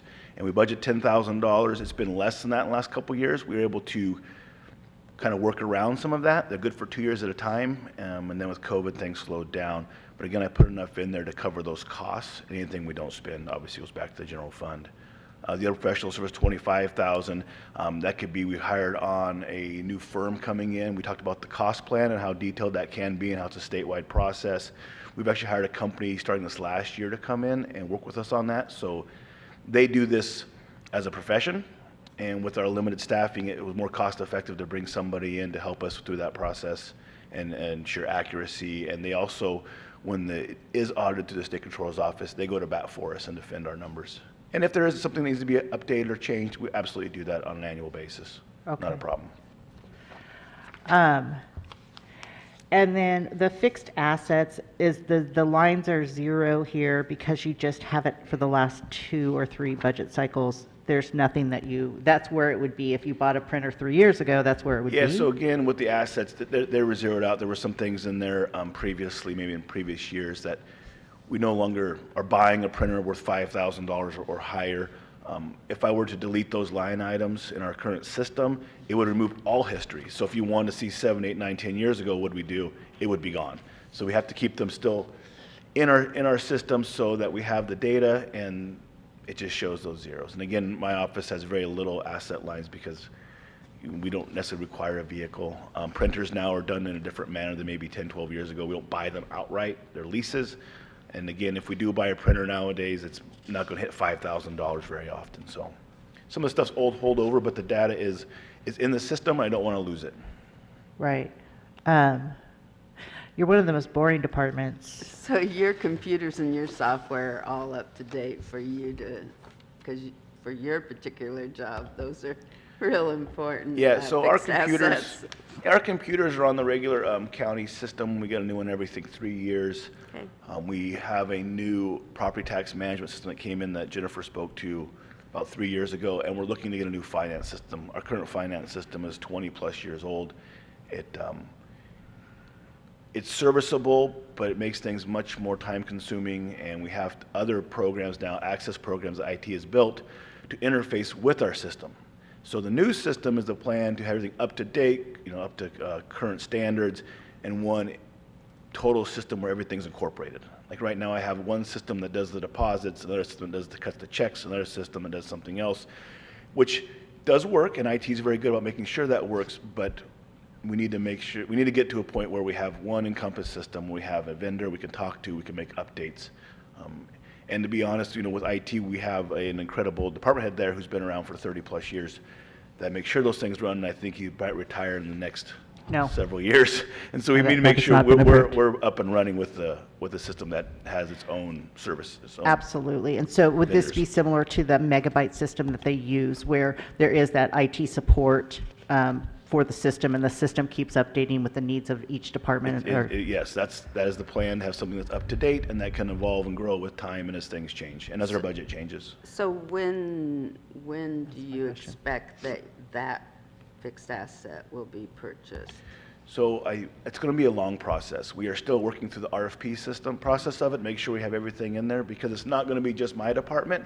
It's going to include the Treasury. It's going to include probably CDD. Anybody that has cash over the counter, anybody that has their own systems, we want to bring it all into under one roof, so to speak.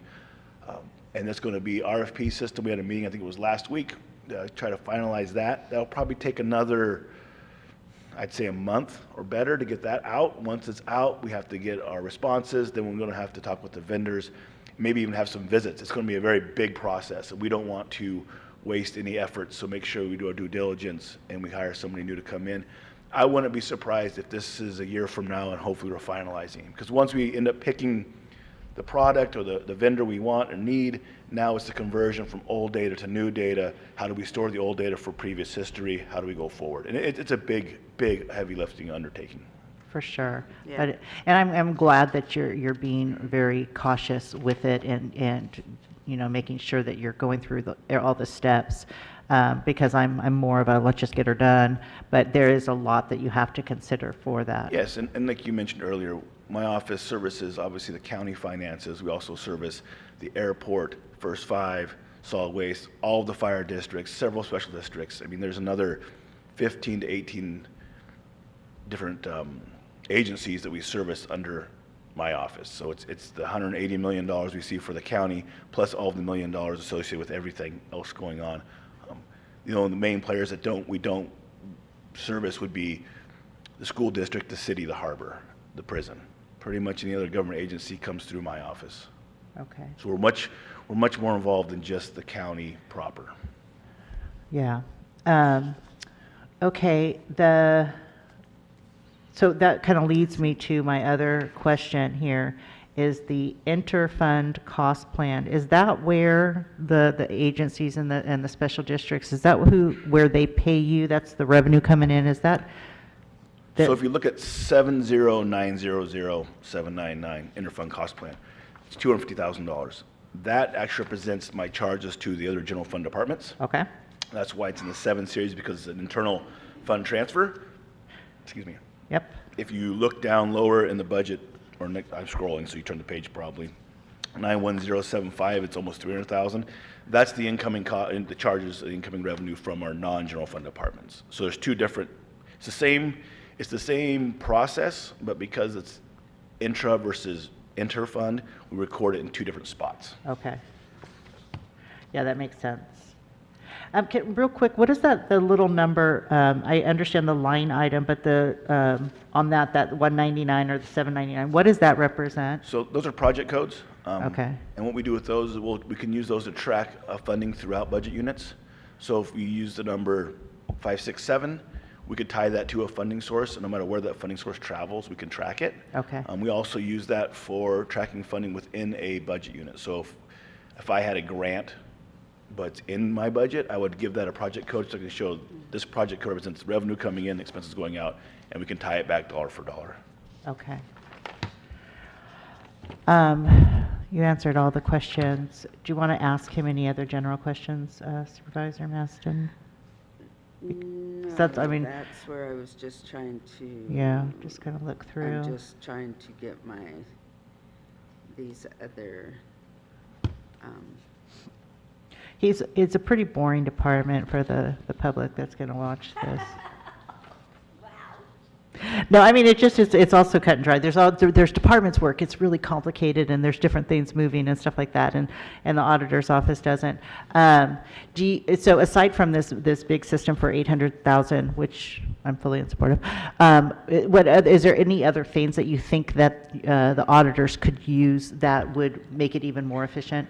At this moment, I would say no, but I do want to point out for all of our internal departments, whether it's admin, HR, county council, my office, IT, building maintenance, you know, when you talk with Jennifer about staffing levels, the assessor, this last person that went, the treasury's also included this, we try and do the most we can with the least amount of people.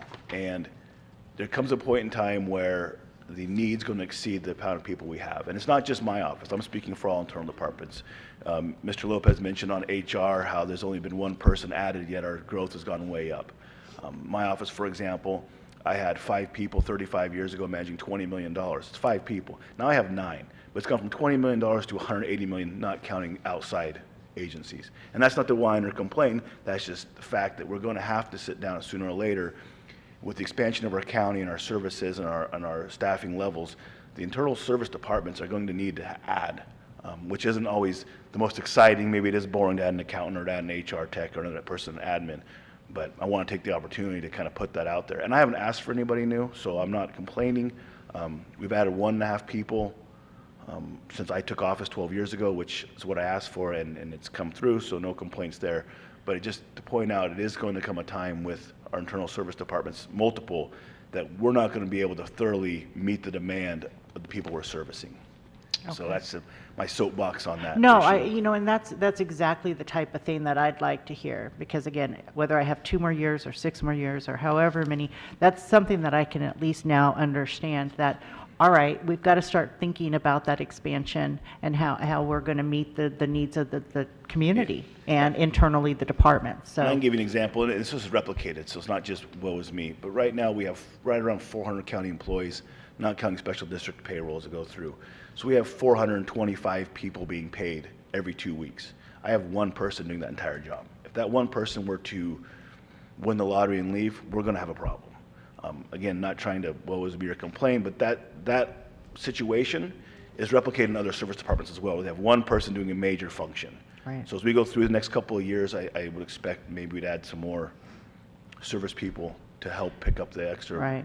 And workload. also the succession planning type things too, because like you're mentioning this long-term employee that's going to retire, I mean, with that goes a lot of knowledge. And so, and the shortcuts, right? And whenever I taught somebody to do a new job, you teach them how to do it right, but you learn the shortcuts over time, but you can't have that done at the beginning. So, Absolutely. You're not as efficient when you're a new employee. Right. As you become more tenured and you learn, you become more efficient, you know how things work. But to begin with, you have to learn the nuts and bolts and the foundation, and you work off of that. yeah, so. All right, I didn't mean to imply that you were boring, it was your department, so. And I know, I appreciate that discussion. That's exactly one of the things that I had hoped to gain from this, is just to kind of have this big, broader kind of scope of what we need to look for the future. So thank you for that. We are ahead of time, but since we do have Ms. Lopez here present, she has 3 departments, which she manages very efficiently. Very grateful for Ms. Lopez. Good morning. Welcome. I would say we're kind of boring too. Yeah, I know. I put me to sleep a little bit here. But we wanted to hit all the general fund departments. And so, even though I might not have had, or Supervisor Mastro, I might not have had major questions about that, but I think it's a good opportunity for the public to, we rarely get to know, what does the treasurer do? What does the Right. county collection? I didn't know we had a county collections until I read this. So with that, I'm just going to go ahead and start. Well, actually, if you don't mind, Linda, did you have any questions of Mr. Schnad?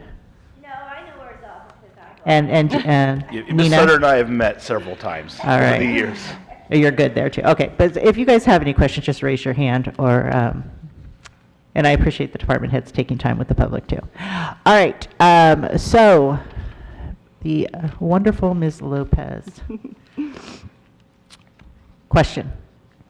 And I love your answers on these because, okay, for those of you that don't know Barbara is one of the most upbeat, amazing people I've ever met. And so even in her answers, her pre-answers, you could just feel the enthusiasm in her answers, and it's great to watch and see. So one of the questions that I did ask is that, did you meet the Connie House for last year, and what areas showed significant overages or underage, and briefly explain why your department was over or under in those lines? You want to go ahead and just let us know what you said? Basically, we were over in our revenues for last year, so anticipating that's going to happen again this year, I did make adjustments. A lot of my revenue is TOT, but that is general fund money. It's not my money. So seeing that increase, that's obviously why I increased our budget for this fiscal year.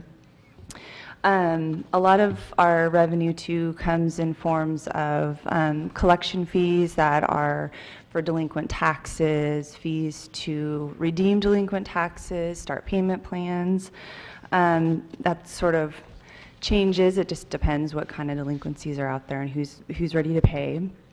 Let's see, some of the other revenue that we have is our property tax admin fee, which directly correlates with the assessed value.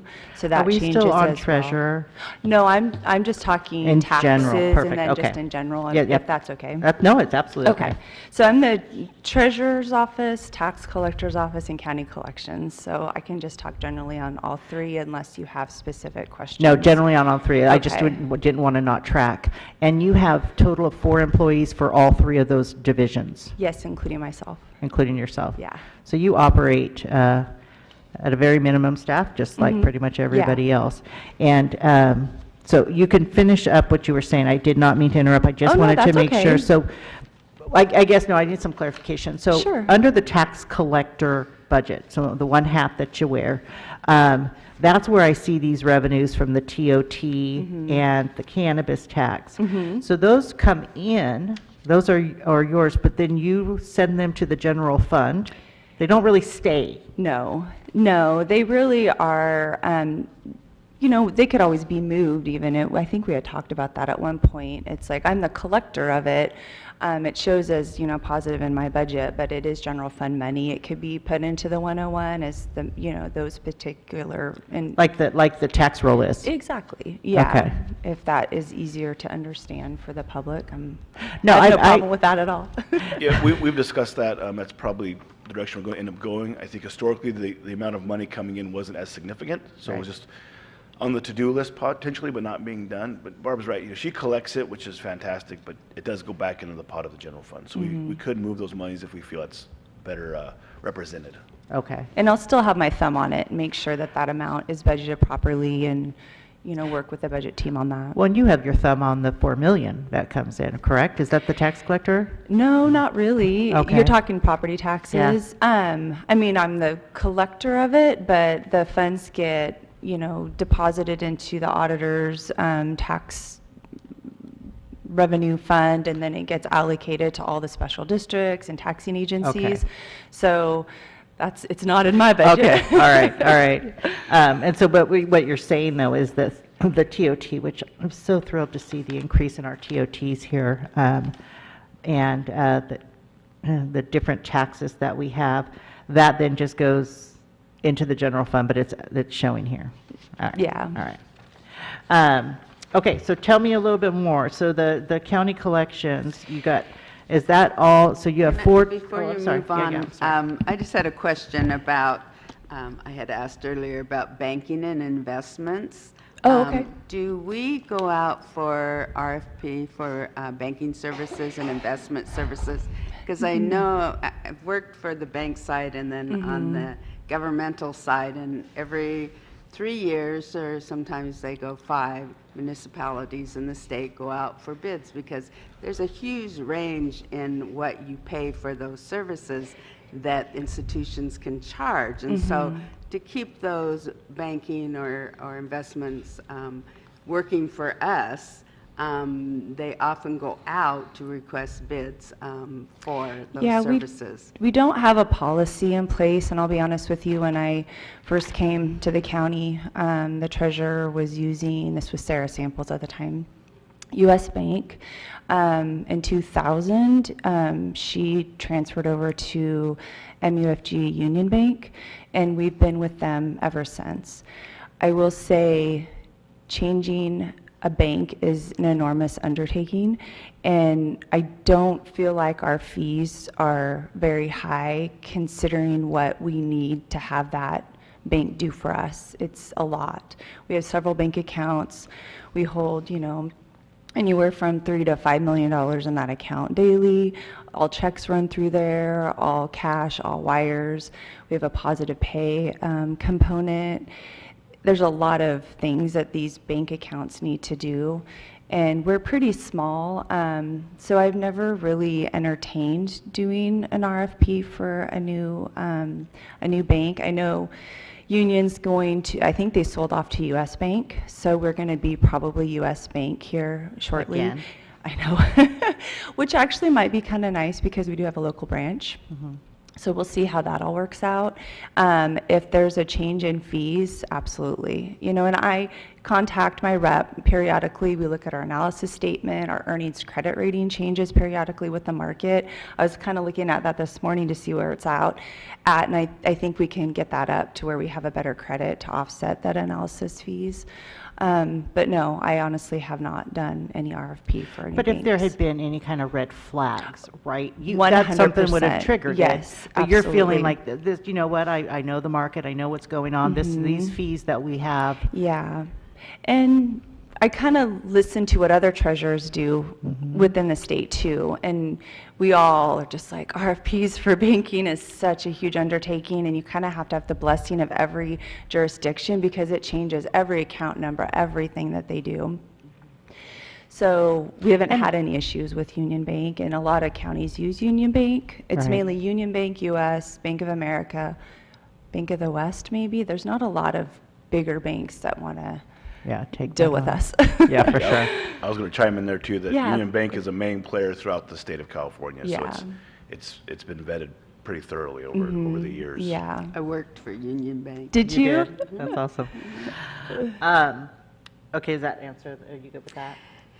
Yes, on your investment. Okay, so on Side. the investment side, we're a small portfolio. I know it doesn't sound like 100 million is small, but we really are. I prefer to use my knowledge, and I feel confident in investing and not using a manager to do that. They're very expensive. We don't have a ton of interest income, 150, 200,000 a year. Do we want to cut that by a quarter to let someone else do something that I feel like I'm doing quite well? So I would like to say that I'm not interested in doing anything like that at this time. Absolutely, and I love that honesty, and that's exactly what we're after. And she provides, I know that you're, just last week, didn't you provide the? Yeah, the last board meeting, the quarterly treasurer's report, which kind of lists out the different things that we invest in, and our There's a lot of investment- oversight. There for us is. to- There's a lot of oversight. The government only allows me to do certain things. Right. I can't go out and play the market with some fun companies and see what happens. Heck no. Put it all on This is red. taxpayer money. I got to be safe with it. Sometime I'd like to sit down and go over that Sure. with you. Oh, absolutely. Yeah. Yeah, that would be great. Yeah, please do. And so. But I do think a policy in general is a good thing to have to help guide you in what you should be looking at. Okay. So I think that is something that we might want to look into.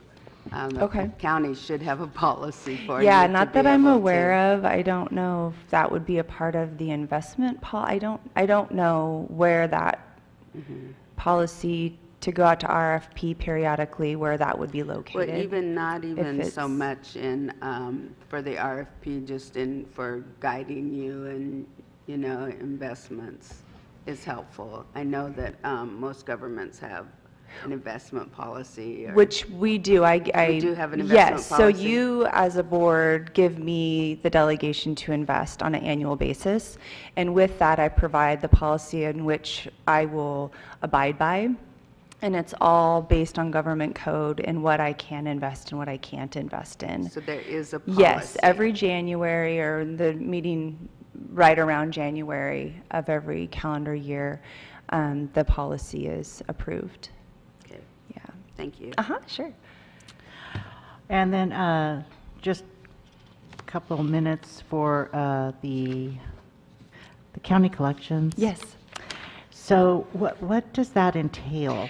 Oh, goodness. Okay, so, Sorry. sorry, I don't mean to be like that, but you'll understand when I say Okay. this. I think AB 1869 just came through in July of '21. And that is where the legislators decided that they wanted to basically forgive probation fees, public defender fees, administrative fees, a lot of the court fines and fees. That is what That's what that, county collections was collecting on. so restitution fines, those. Actually, restitution to victims is still a major player in our Okay. department. We do dog license fees, parking citations. It's very minimal now that we've had to basically kind of uncollect now all these other fees that the state is saying we cannot collect on. And that obviously affects other departments. So probation is going to be affected by it. Public defenders department's going to be affected by it. So when those fees when they were available, right? So a fine for a DUI, let's say. Okay.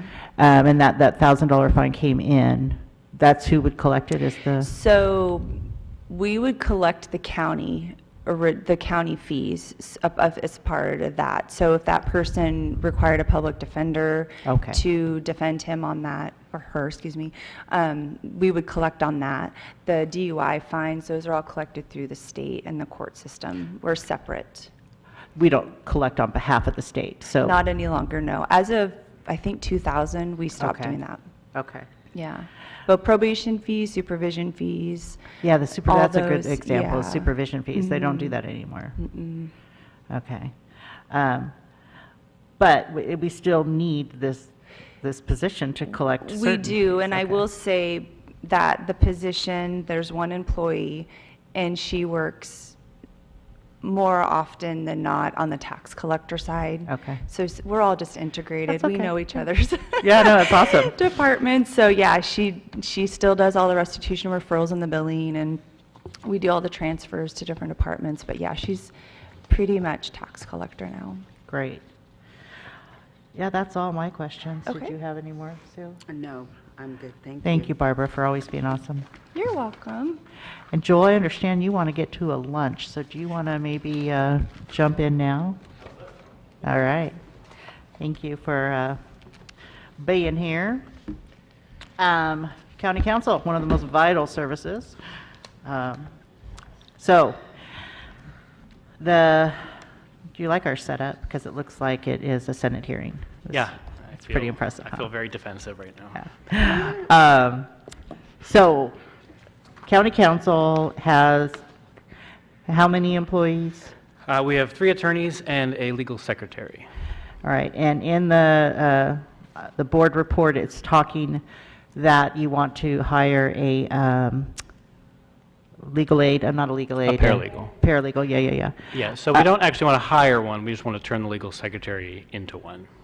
But then you want to keep the legal secretary We want to position. keep so we don't want 5 positions. We want Okay. 4 positions, and we want the ability to hire, if we lost the paralegal, Okay. either whoever happens to be qualified. You want to have that double, Yeah. okay. Because that's been an issue past where we had a paralegal, she retired, we couldn't find a paralegal with the certification, we had to change the job description, Okay. and then we had to change it You back. want to leave it like all this stuff. fluid. You want to be Yeah. able to be like, okay, if we get a paralegal, great. If not, we want to keep it to be a legal secretary. Right. And then we can recruit somebody and say, you can become a paralegal, because that position Right, exists. right. I think that's a good incentive type Yeah. thing.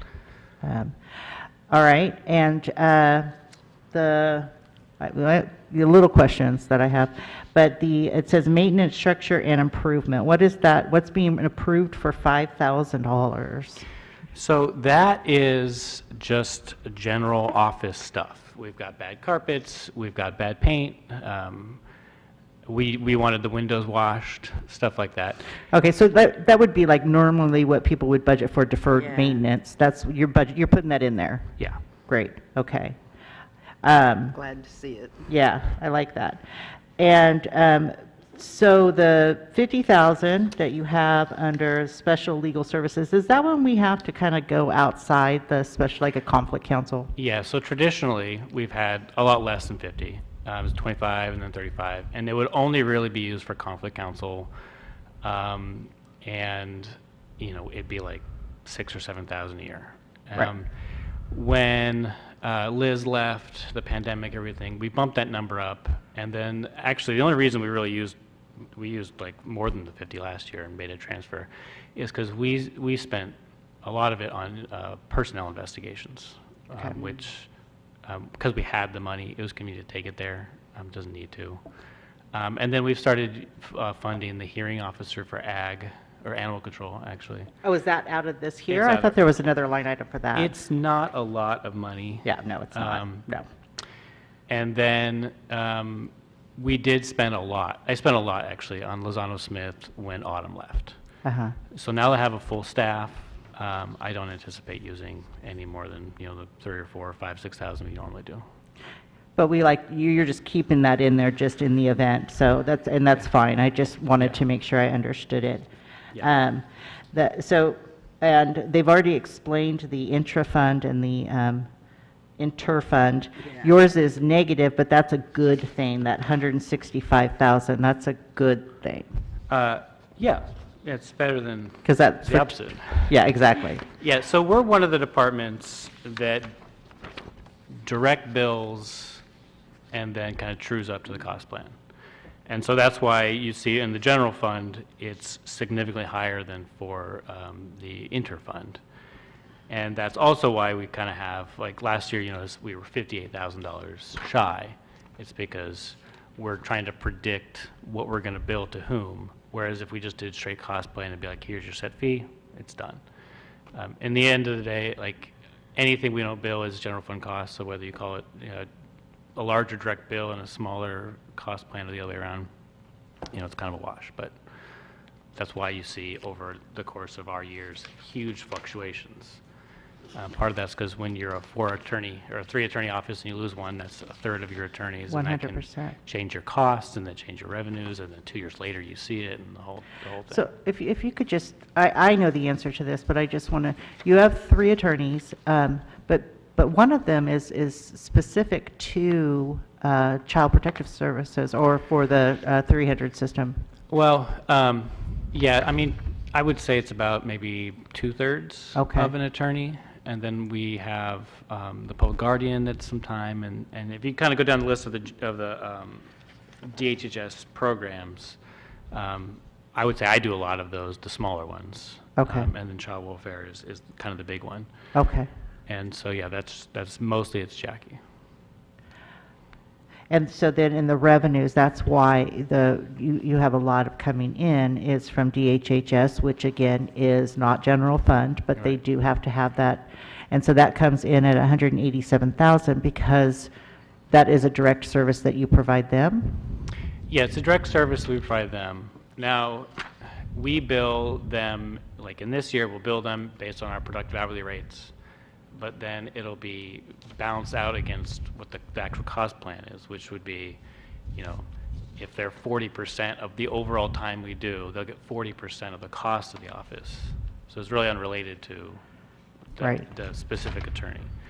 And so it kind of gets trued up, and it's complex, but. I know, that's what this is, I'm Yeah. so glad we're here because this is so complex. And I just really want to reiterate the gratitude I feel for that. So mental health, same thing, the interfund cost plan for 33,000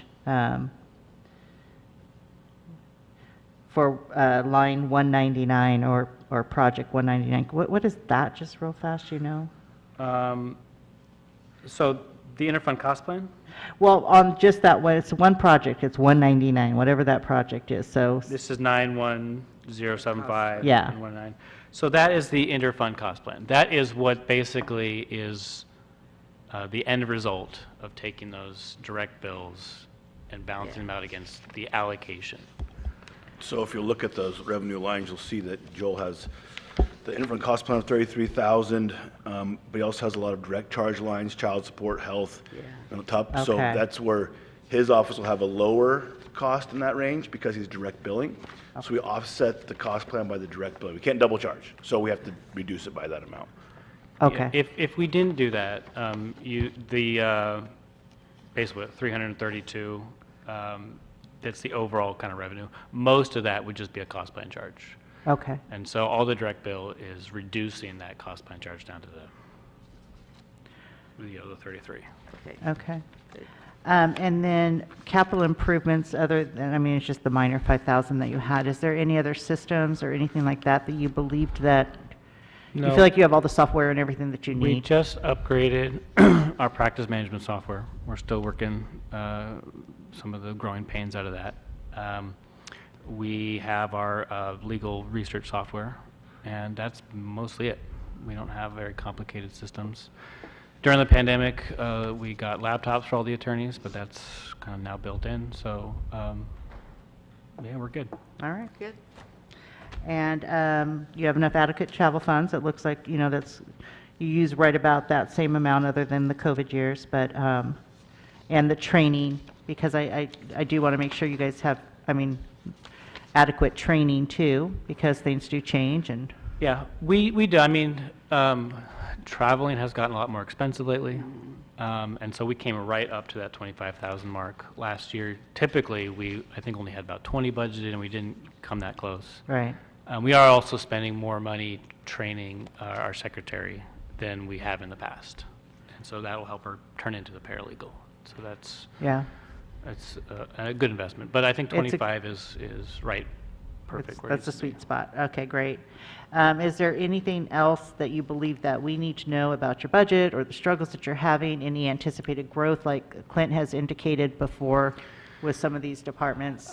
We've talked a lot over many years of getting a fourth attorney, and one of the obstacles is not having space for them. One of the reasons, I think 3 attorneys is actually the perfect number for us. But what would make it really nice to have a fourth is that if a person leaves, you can absorb it better. You don't have so much institutional knowledge leaving, things like that. Right. So at some point, a fourth attorney would be great, but that requires a different physical space, and, it's a lot. So Okay. I haven't asked for it, I'm not asking for it, but if we're looking down the line at increased central services, a fourth attorney is definitely something that we could use. Yeah, because, I mean, you do a lot. The county counsel's office has to kind of review all the contracts, all the things. So, I mean, I just want to make sure that we are, as a board, looking at that growth, where when you hit capacity, right, and then everything else above that. So I just want to kind of keep that in my mind on when that might be. As we grow as a county, we're going to have to really look at that for sure. But when I hear that these, departments, and I see it, that, they're maxed out already, and then, to put one more layer of things on there is sometimes really difficult. So my kind of immediate plan is to take work that an attorney has done in the past and have a paralegal do it, Okay. which a paralegal can, and then have some of the legal secretary work automated with the software. And so it's kind of an intermediary step where we might not need a whole attorney, but we can do some things to build our capacity, and I think that we're on pace to do that. Yeah. So that should help. Good. And I'm so happy that the public got to hear that too, is that, again, once again, departments are figuring out ways within the small budgets that we have to come up with ways to make sure that the services aren't impacted. So I do appreciate that out-of-the-box thinking on that one too. Thank you. So you can go have your lunch. Thank you. Thank you very much. Appreciate it. Thank you. Anything else you need us to know? We're Nope. good? All right. Thank you so much for taking the time to have that. If Elisa is listening and she's available, she can come back. Or we can go ahead and go building maintenance right now, since Alan's not going to be here, if that's something that you're comfortable doing. Alan is one of my favorite people in the whole world. He does a lot. Alan has, I'm sorry, Nina, did you have any questions on that last one? Okay. If you do, just flag, and let us know, okay. So building maintenance, he didn't really answer the question how many staff that he has. And building maintenance is kind of complicated for me, so I'm really glad that we're here talking about it, because what we did was we merged, what we're proposing that we do, I should say, is that we are merging 712, right, Parks and Beaches, with 151, which is building maintenance. So when we see that budget here, where last year, and I'm going to get the number correct, it was 542,000 and some change, and now it's getting increased up to 776,000 and some change. And that is because we are merging the two departments. So whatever employees were in 712 are now coming and being identified in 151, correct? That's correct. Okay. My only question is that it did go in significant, and it's probably answered prior in different things, but the 712 budget, the employee for that was 117, and this grows up quite a bit more than that. Is that because we're having to build in some of those longevity things and whatnot too? She's here. Turned it off. Yeah, it's okay. Yes, in addition to the agreed upon COLAs, the Okay. MOUs. All right. Yeah. Yeah, I just, like I said, I like to just kind of pay attention to some of that, and that, so that I saw that pretty significant increase. I figured it was because we merged the departments, but I also wanted to see. And if- there's also an addition of a position. Okay, I forgot to add that Yeah, in. Yeah. Okay, so there's an additional position, which I'm so thrilled he was able to get. And those are all now, they're called something different now. What are they called? Facilities maintenance workers. And so then that way we could have them go between the two departments? Correct. Okay. So by clarification that I'd like to know, though, is while we merged the salary and the benefits, under 712, they still seem to have line. Supervisor Yeah. Alicia is here, so should we? Yeah, but she was early anyway. She just, yeah. Because we still have a lot more to go into building maintenance. Should we just take her while she's here and then go back? We have to we building have maintenance? till 11:50, so she could, I'm sorry I called her over early. I shouldn't have done that, but she's not on till 11:50, so we have, is that enough time for us to, 17 minutes? Are you okay, Lisa? All right. Is that okay with you, Supervisor? I know you're being, Sure. you're being considerate of our time. But on the services and supplies for 712, those don't appear to have been merged into their budget, or is it still showing on 712 is my question. That'd be me. All right, So I will look into that. Those are supposed to be zero. Okay. I did zero those out. okay. So they did get added over there, they just didn't get zeroed out So over what, here? those, yes, so those were added. Those should have been zeroed. I'll go back through those and see why those weren't zeroed. But if they haven't been zeroed, we'll correct that. And if there's any kind of change in the overall budget number, I'll be sure to bring that to the board's attention. Okay. So, yeah, those should have been zeroed. I don't know why they're not, to be honest with you. They could have been, if I save my system and I don't refresh it and make a change and save it again, it won't change those, it won't save those changes. So that could Right, but what you are saying, though, is that whatever was included, it shows exactly, because previous to the merge, under, let's just say, structure improvement and grounds was 100,000, and now we're showing for the final proposed budget, 146,550, which 46,550 is what was there. So, yeah, it probably just didn't get, So that was probably one of our system discussions, that if I save and then don't refresh and make another change, it's just, we need a new system. well, But I should have Jill caught it. double checked just to be sure, because Yeah. that was just our question, was making sure that it got transferred And then you can over. see in there, the payroll got moved over and zeroed out. Yes, I So see I that. probably did the payroll first, saved it, so that's No gonna be worries. on me. I'll Okay. get that all fixed up. Yeah, not a big deal. I just, when I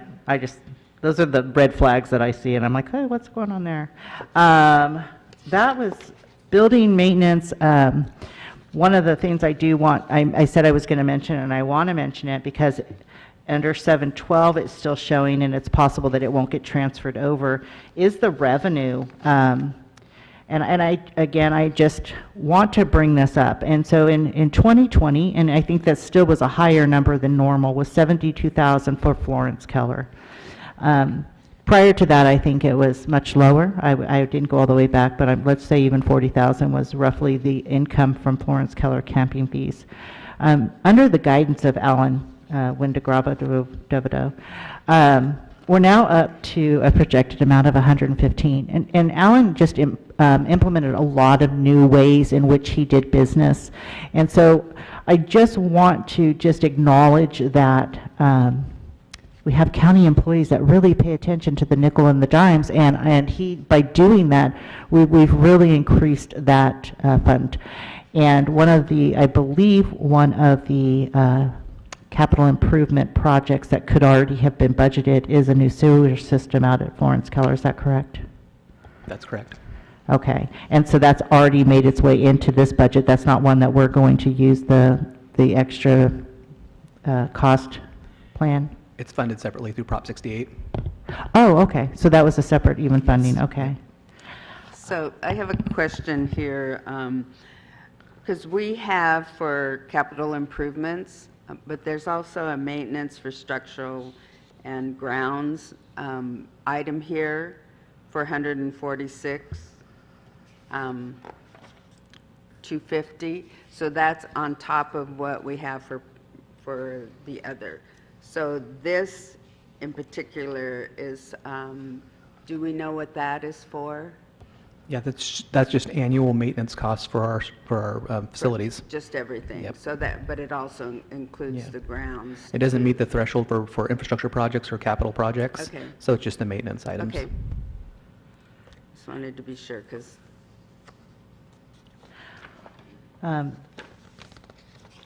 Yeah, I mean, I'm agreeing with the merge. Again, I think that that's a really brilliant way to save some monies here and there, is to merge the two departments. He was already doing that anyway, but I think that that makes sense for employee purposes to be able to cross over. Again, Alan makes good use of different programs too, with regard to the workforce center. He's always coming up with creative ways for that. Again, another real cost saving to our community. So that's all my real questions for building maintenance. Did you have anything else, Supervisor Mestren? no, I see that we do our, so he doesn't do direct billing. He just does that percentage of what they actually use of him in the infra fund and so whatever that time share, that cost sharing for who. If you were to look down in the building maintenance budget, he does have direct lines billings to. Also, okay. Yeah. Yeah. We try and direct bill as much as possible and keep it out of the cost plan. Okay. 'Cause it's easier to track it that way, to say, why am I paying $3,000 to building maintenance, and you can put it back on time studies for projects they did. Okay, so that's just the non-service one, and this, he Yeah, direct yeah, bills the service ones? Yes. Okay, great. And the direct billing actually allows us to recover those costs at the current rate, as opposed to 2 years in arrears, like Clint said with the cost plan. And so it lessens that true up and those big fluctuations. So Okay. can you tell me the total that we bring in for, and, because I just want to compare it to what we budgeted for the building maintenance and for the total that we bill, direct bill, and the infra funds? I don't know what that total is. Yes, please. The direct bill and plus the infra So you want to know the direct bill total? and the then infra, cost plan total? yes. I'll work on that as I sit here. And you want that for building maintenance, is that correct? Yes. Okay. Yep, I'll play with So I that. can just see it, and then what we actually have in here is the budgeted. Okay, that's it, You're going to have them get that to you later? yeah. Okay. One of the things that when we asked the questions of department heads before, and I think it's worthwhile mentioning here, is did you meet the county costs from last year? And what Alan has stated is that they significantly overspent because there was major issues with the jail HVAC system. They are looking to correct that now by getting a new system and the equipment needed for that. So I just wanted the community to know that. He was significantly understaffed. We are trying to correct that by adding additional staff and merging the two departments so that those are things being corrected. Capital improvement, we mentioned the Florence Keller septic system replacement. He's been working on that for a while, but I am hoping that that'll be something that we can get completed this year. And then adequate travel funds or vehicles that are safe. One thing that Alan did say that in the next couple of years, they may need a heavy-duty tow vehicle in the next couple of years. So if that's something we could put on our radar, because that would replace a 1984 bucket truck. So we definitely get our money's worth out of the vehicles. So I just kind of wanted to put that out. He wasn't here to answer the questions, but I wanted to make sure that the community is kind of aware. And Linda, you had a question? Yeah, so why did the money come out of maintenance budget for the sheriff's department or the jail instead of the sheriff's department budget? They're both general fund departments, and Alan will budget for all general fund departments in his budget because it's the same pot of money, the general fund. So the sheriff's department and building maintenance are both general fund departments. And so in order to track those projects, it was better to keep it into one budget, which is building maintenance, because he's maintaining our facilities as a whole. All right, but okay, got it. Are you good with that? No? I'm good with that. So Okay. even anything he did for administration would be included in that also. Any general fund department, all the maintenance, that includes any general fund facility. The Flynn Center, the jail, Any maintenance within the county, right? correct. Okay. Well, for general funds. For general fund, Yeah. yeah, okay. Okay. All right, that's all that I had for building maintenance. Anything else, Supervisor Master? No, I just was curious. I was really pleased, and we mentioned it earlier, about him looking for ways to purchase for the ducts and the other equipment that would pay for itself and them to do the actual work rather than contracting that out. And I was pleased with that. But I would think there would be other equipment replacement for tools and stuff that he needs to do on a regular basis. And that may be, and he has some maintenance and equipment in here that's, I'm assuming covers most all of that, because it's a pretty healthy budget, but, yeah, does an amazing amount of work for the number of employees. I couldn't agree more. As I'm learning with all of our county departments, we certainly try and get as most done that we can with the limitations. Okay, so we're a little early, but Alicia, thank you for coming, and we can move on now to the clerk recorders and the election. What what department number is the clerk recorders? 141 and 255. 141 and 255. 255, okay. I have it. Where's my 255? How's one of my favorite people? Hello. I'm good. All right, so my understanding is you have two different departments within your office. Actually, 3. Three, okay, what's the third I'm one? the public administrator as well. Is that a general fund item? No. Okay.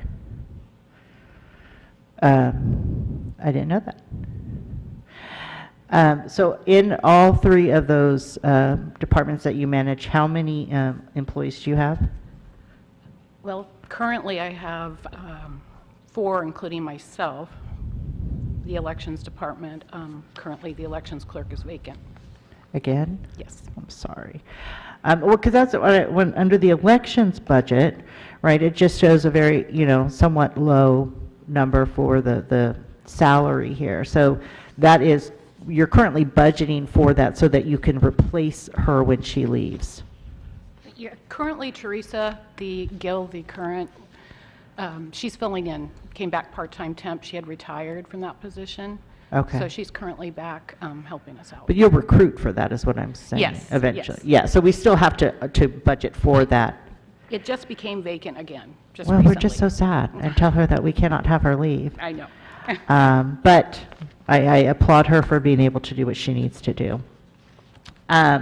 So with the elections, the only questions that I had is kind of somewhat silly, but I think I know the answer for it, and it was for last year. We had an actual spending for the elections primary. Does it cost about $105,000 every year to do a primary? In non-presidential years. Presidentials, it's a little more because you're creating more ballots for each party type. So non-presidential, gubernatorial, it's not as expensive. So we didn't have an election in 21-22, but we did in 2021. So does it get budgeted? So and I don't see anything for this year, and it's an election year. Does it get budgeted for the next year? There's the, I'm talking 20280, the elections. Oh, never mind. You have it under general. general. So Yes. that's what I missed. Okay. So you separate that out. That's wonderful to know. Okay. So what I missed is, so the elections for the general, you've budgeted out the 122,000 because that's about what it costs to put on an election. Without employee costs, yes. without Okay. All right. The other question I had was under elections still, the capital lease for 85,000. Is that equipment and stuff like that? That is our voting equipment. Okay, voting So, equipment, yes. okay. And that's just an ongoing expense? Yeah, it's a lease, it's an ongoing lease. Okay. And then under the clerk recorders, I didn't really have any questions about that. There was a rise, I did have a question on that. I don't see mine in there. She's on 255 here. The professional services, so there's an anticipated amount of 55,000 this year. I was just kind of curious, under 20230, what was the anticipated amount for that? We are getting a new recording system, cashiering recording system. HowFile, who we've used for over 20 years, they are getting out of the government side and going mainly just title companies. Oh. So we've got to get a new system, and so Yeah. we're getting a new recording system. I mean, is that something that are we ever going to move to a system where we can purchase the pages that we need online? Well, they're available online to search, search the index, but Right. if you wanted to purchase them, we are looking into it's all about having a debit system. Okay. Yeah, I was just kind of, I like to go on and look. I'm kind of a freak like that. But then I was like, I want to print this out, but I'd have to go into the office to do it. So Well, that's a big part of our revenue is the cost for copies. So if you have them online, Right. you got to have a way to. Church for it. Yes. Yeah, no, I don't want anything for free, but, yeah, so then, is there any big items coming up? I think the questions were that, what capital improvements does your department need? And on the professional services also, Okay. a lot of that, I'm fortunate as far as there's a lot of government statutes where I can have trust accounts. So every document I record, a part of that goes in these different trust accounts, which, so I do give money out of that trust account into the professional services to be able to do that. To be able to, yeah. Yeah. Okay. So I'm fortunate, to have those. So capital improvements, our biggest problem, I guess, it's not something that's going to be solved soon, I guess, is space. Okay. We're the keeper of records, and we just, and when we're trying to do an election, it's like we have nowhere. We're working in closed session. There's days we're working in here when there's nothing going on. We're trying to get the machines out. So it's just space. We just don't have room. And what we do have is spread all over the place. Right, right. So. Okay, no, I think that's, again, a big picture item. We're not going to be able to solve it today or Nope. tomorrow, but it's something to kind of keep in mind as we expand as a county, as we get larger in our departments. We definitely have to look to accommodate those needs. So all the documents that you have currently, the recorder's office, it's all right there, or you have them in various places? The dungeon I've heard before. Is there some in the dungeon? There's some in the dungeon, yeah. We have some that we use frequently in the office. But if somebody wants something out of one of those other books, we have to, sometimes they have to wait if we can't get out. Have we ever decided to automate all of that? I've automated back to 72. Okay. So we have, it's pretty expensive. Yeah. But you still have to keep the books. Right, forever. yeah, the hard So- copies. And, some of them are over in archives, which is hard because it's kind of damp over there, and you have to go over and wipe them off, make sure they're not getting any Right. mold on, so it's just a matter of and they're fun to look at too. Yeah. Oh, I know. I love them. Okay, so that's actually something just to kind of keep on our radar. Again, can't solve it today or tomorrow, but I think that's one of the things that County Council just kind of mentioned that too. And I think that we have to kind of plan ahead, and so start putting that on our radar as well. And there are other departments that have some spacing needs, and I know in capital improvements, we were having a discussion about space needs, and so in looking into that issue overall for the county, so it's just something to keep in mind. We could actually put that on our, when we do the written thing. Travel funds, training funds, you guys are all good? We're good there, yes. Okay. And anything else any struggles that you're facing that you kind of want us to, that I should know as a supervisor or anything like that? No, just, I think it's important to know elections cost money, and they're very time-consuming, and we start in January for the June, and and we have one elections clerk, and then I know. all it takes in our office is something to One happen with sick one person, person, and yeah. it throws everything off. So I'm very fortunate. I have the IT department who backs me up at election time with helping me out, taking calls on election day. That's been a lifesaver. Building maintenance delivers machines the day before, picks them up the day after. So those are all things that if I didn't have that, the county supporting me, other departments, we'd be paying for. Right. So And do those machines have to be calibrated too? So is that another? there's preventative maintenance done on them every year. Yeah. Right, okay. Well, I know that you juggle a lot, and so I appreciate it, because I always have a lot of questions. You seem to be one of the departments I call a lot, so do you feel that with the elections, one employee, again, we can't change it this year, but should we look at changing that in the future, maybe? I'm fortunate also because I have employees that are willing to jump around and do other jobs than what they're just required to do or what their job description says, so I'm very fortunate. But yeah, I think at some point, and I also think at some point we really need to look into an assistant for my department, because I'm 20 years in. At some point, Succession planning. yeah, it would be nice to have somebody in there that would be at least willing, Right. or, would know what to do Yeah. on certain things. Yeah, because if we lose that institutional knowledge, it walks out the day that you retire. So I absolutely appreciate that kind of thought process. All right, I think that was my only questions. And I just want to say, you have really good customer service, and it's really appreciated. And I know that in county departments, that's one of the things I think public, really notices, and it's something I think we should work on in all of our departments with some training for customer service, so that the residents really feel like they're welcome and treated well, and it's something I think we should look at having a cross training for. So appreciate that. Yeah, don't be too good at You your have job or good- you're going to be training other people. That's Yeah, just what yeah. basically is it. Lots of years of waitressing. Thank you, Elisa, Thank so you. much. I appreciate you. And we are really ahead of time, and that's good, though, because then everybody can go back to work. But we definitely would like to hear from Dan the man in IT. Dan keeps a lot of our departments operating with the information technology services. How you doing, Dan? Doing great. Thank you. Awesome. Again, your budget is kind of boring, Thank you. but I have a couple questions on that. How many employees do you have currently? 10, including myself. All right. And of those 10, you guys are responsible, for so much.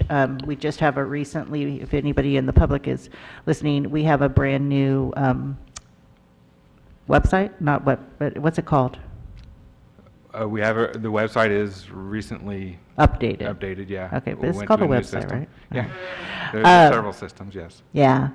And then you do the GIS system, which allows people to search different properties. You probably are integral in the Sheriff's Department's online system. The online system was actually created from one of my staff. He created that from scratch and interfaced with their case management system to create it, since their case management system did. Yeah, I love that. I love to see who got booked. It is our most popular website, so we do track Yeah. connections, who's visiting the sites, and that happens to be our most popular site. Yeah, well, we all have to wake up in the morning Yeah. and see who got arrested the night before. So with your payroll, did you get any new positions? Because I am seeing quite a big increase here. Yeah, I didn't get new positions, but the previous year, we had some issues during COVID with our staffing levels. And then we weren't sure what we wanted to do coming out of COVID. So we intentionally budgeted low, I think, the previous year. So Okay. the 10 positions we have right now, we've had for quite a while. We just didn't always budget for all of them or all of them at full time. This Okay. year we are. And you have some longevity in your staff too, correct? Yeah, I calculated before this meeting, we have half of the employees, so 5 of them are at least 10 years service, and a total of 120 years for the 10, so. Yeah, that's great. Okay, so that kind of explains a little bit of that amount there. I honestly, I think my question is, because I know just from being with the governmental services, is that security of information, and do you have everything you need for, keeping on top of that in the IT department, and how you are staying on top of that and making sure that whatever you need for upgrading or improving upon our existing equipment, because that's a real threat in today's world, and I know that we faced that in the past in governmental services, and so I had that question because I was looking at, kind of those kind of fixed assets and not seeing too much, and just had that question of you. So, yeah, that would be probably one of our biggest concerns and stuff we've been working on for quite a while. I do have, one of my staff has the title of our security officer. He's the one that's tasked with keeping up on that information. We have had significant purchases in the last 3 to 5 years of I would say, equipment and training apparatuses that help us deal with that. So county employees there's systems that monitor kind of what they do, and it tests them actually for how they operate on the computer. That's been a great system, somewhat expensive, but it's proven to be worth its while. And then we have various pieces of hardware that we've implemented. I'm not giving details on it because No, it's fine, we don't do yeah. that, but Yeah, right. that have been purchased. Most, if not all, have been part of an OES grant. So Emergency Services recognizes the issues of cybersecurity, and they either fund at least 50%, but quite often 100% of those items that we've purchased. So we follow industry standard methods. We try to keep up on things and do our best with it. But yes, it's a big focus in our department, something we work on quite a bit. Right, because even as supervisors, we get a lot of spam mail, and at some point, you figure out systems to stop that from even happening. I know that's not security, but It is. It's probably It one of is, the bigger, yeah. actually. So, the vendor we use for our email is the named brand vendor, and they manage that part for us. Yes, we pay them a lot for that. We have some applications on top of that, and some of the spam is actually generated from us to test employees. okay. The one thing that I really appreciate about your board reports is they're always so thorough, and you're always looking to save us money. So the cost of postage sold, that's 70,000, really hasn't increased. Can you explain what that even is, though? I think didn't we purchase recently, or we switched something recently on that? So we're not just computers, and we have a courier service that we run for county departments, and we do all the county's postage. So we pick up all the mail from all the departments, bring them into our office, and we have a postage machine there. It's a machine from Pitney Bowes, and every 5 years we release the machine. So we pay, the cost of postage is the postage we pay to put on that machine, and then we charge that back out to the departments based on how much mail they have. And that would be intra-fund or direct services? Those are direct charges for Okay. departments. Getting it? Not really.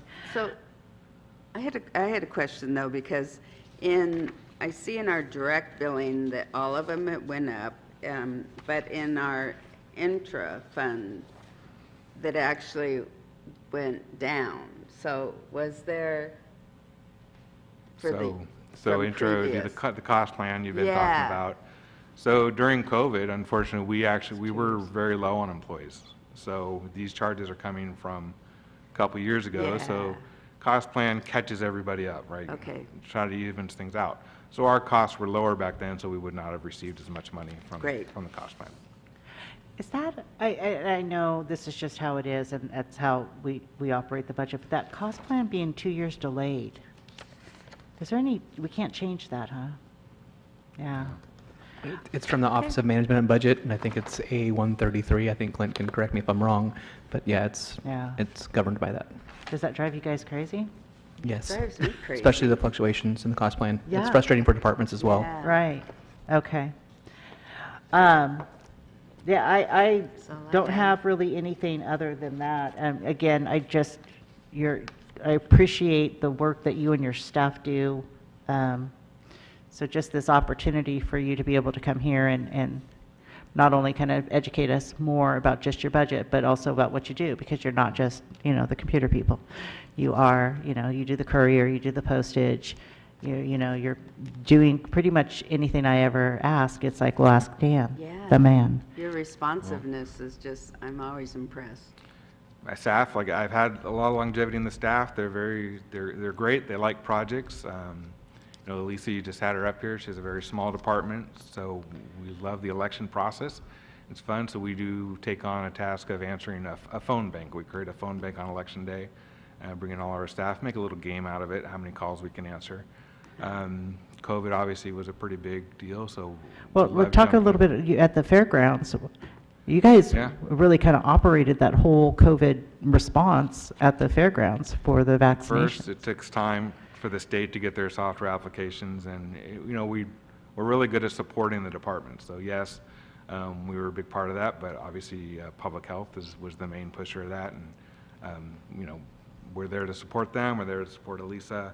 We have a big project going on with the 911 system at the sheriff's office. It's been going on it goes on constantly, but there's a rather big push these last couple of years. The auditor's financial system, you know, I've been here 30 years, but the auditor's financial system will be the biggest project we'll take on. It touches every county employee, every vendor. It touches really everybody. So that'll be, I'm excited about it. That makes one of us excited about it, but it needs to happen. I'm excited to get off of some of the old software. So the current system, I think he understated a little bit about his situation. The current system was done in the 90s. Wow. Prior to Y2K, because there were some worried about the system there, so they transferred there. And Clint's been pretty frugal with his money. He didn't really, he wanted to stay with a lower cost, which is what we were doing. It was working, all these little programs. But now we need to take all these little programs, probably about 40 of them, and combine them into one system. It'll be nice to have a Okay, formal so you system. cannot retire until that's completed. Well, that was actually part of our budget conversation, so that's come up every year for quite a while. Yeah, well, we're going to always find another project, so at some point we have to have the line in the sand be drawn, but This was a big one. yeah, this is a big one, Yeah. so. All right, well, thank you so much. I think that, Linda, did you have any questions there? Okay, and Nina, anything?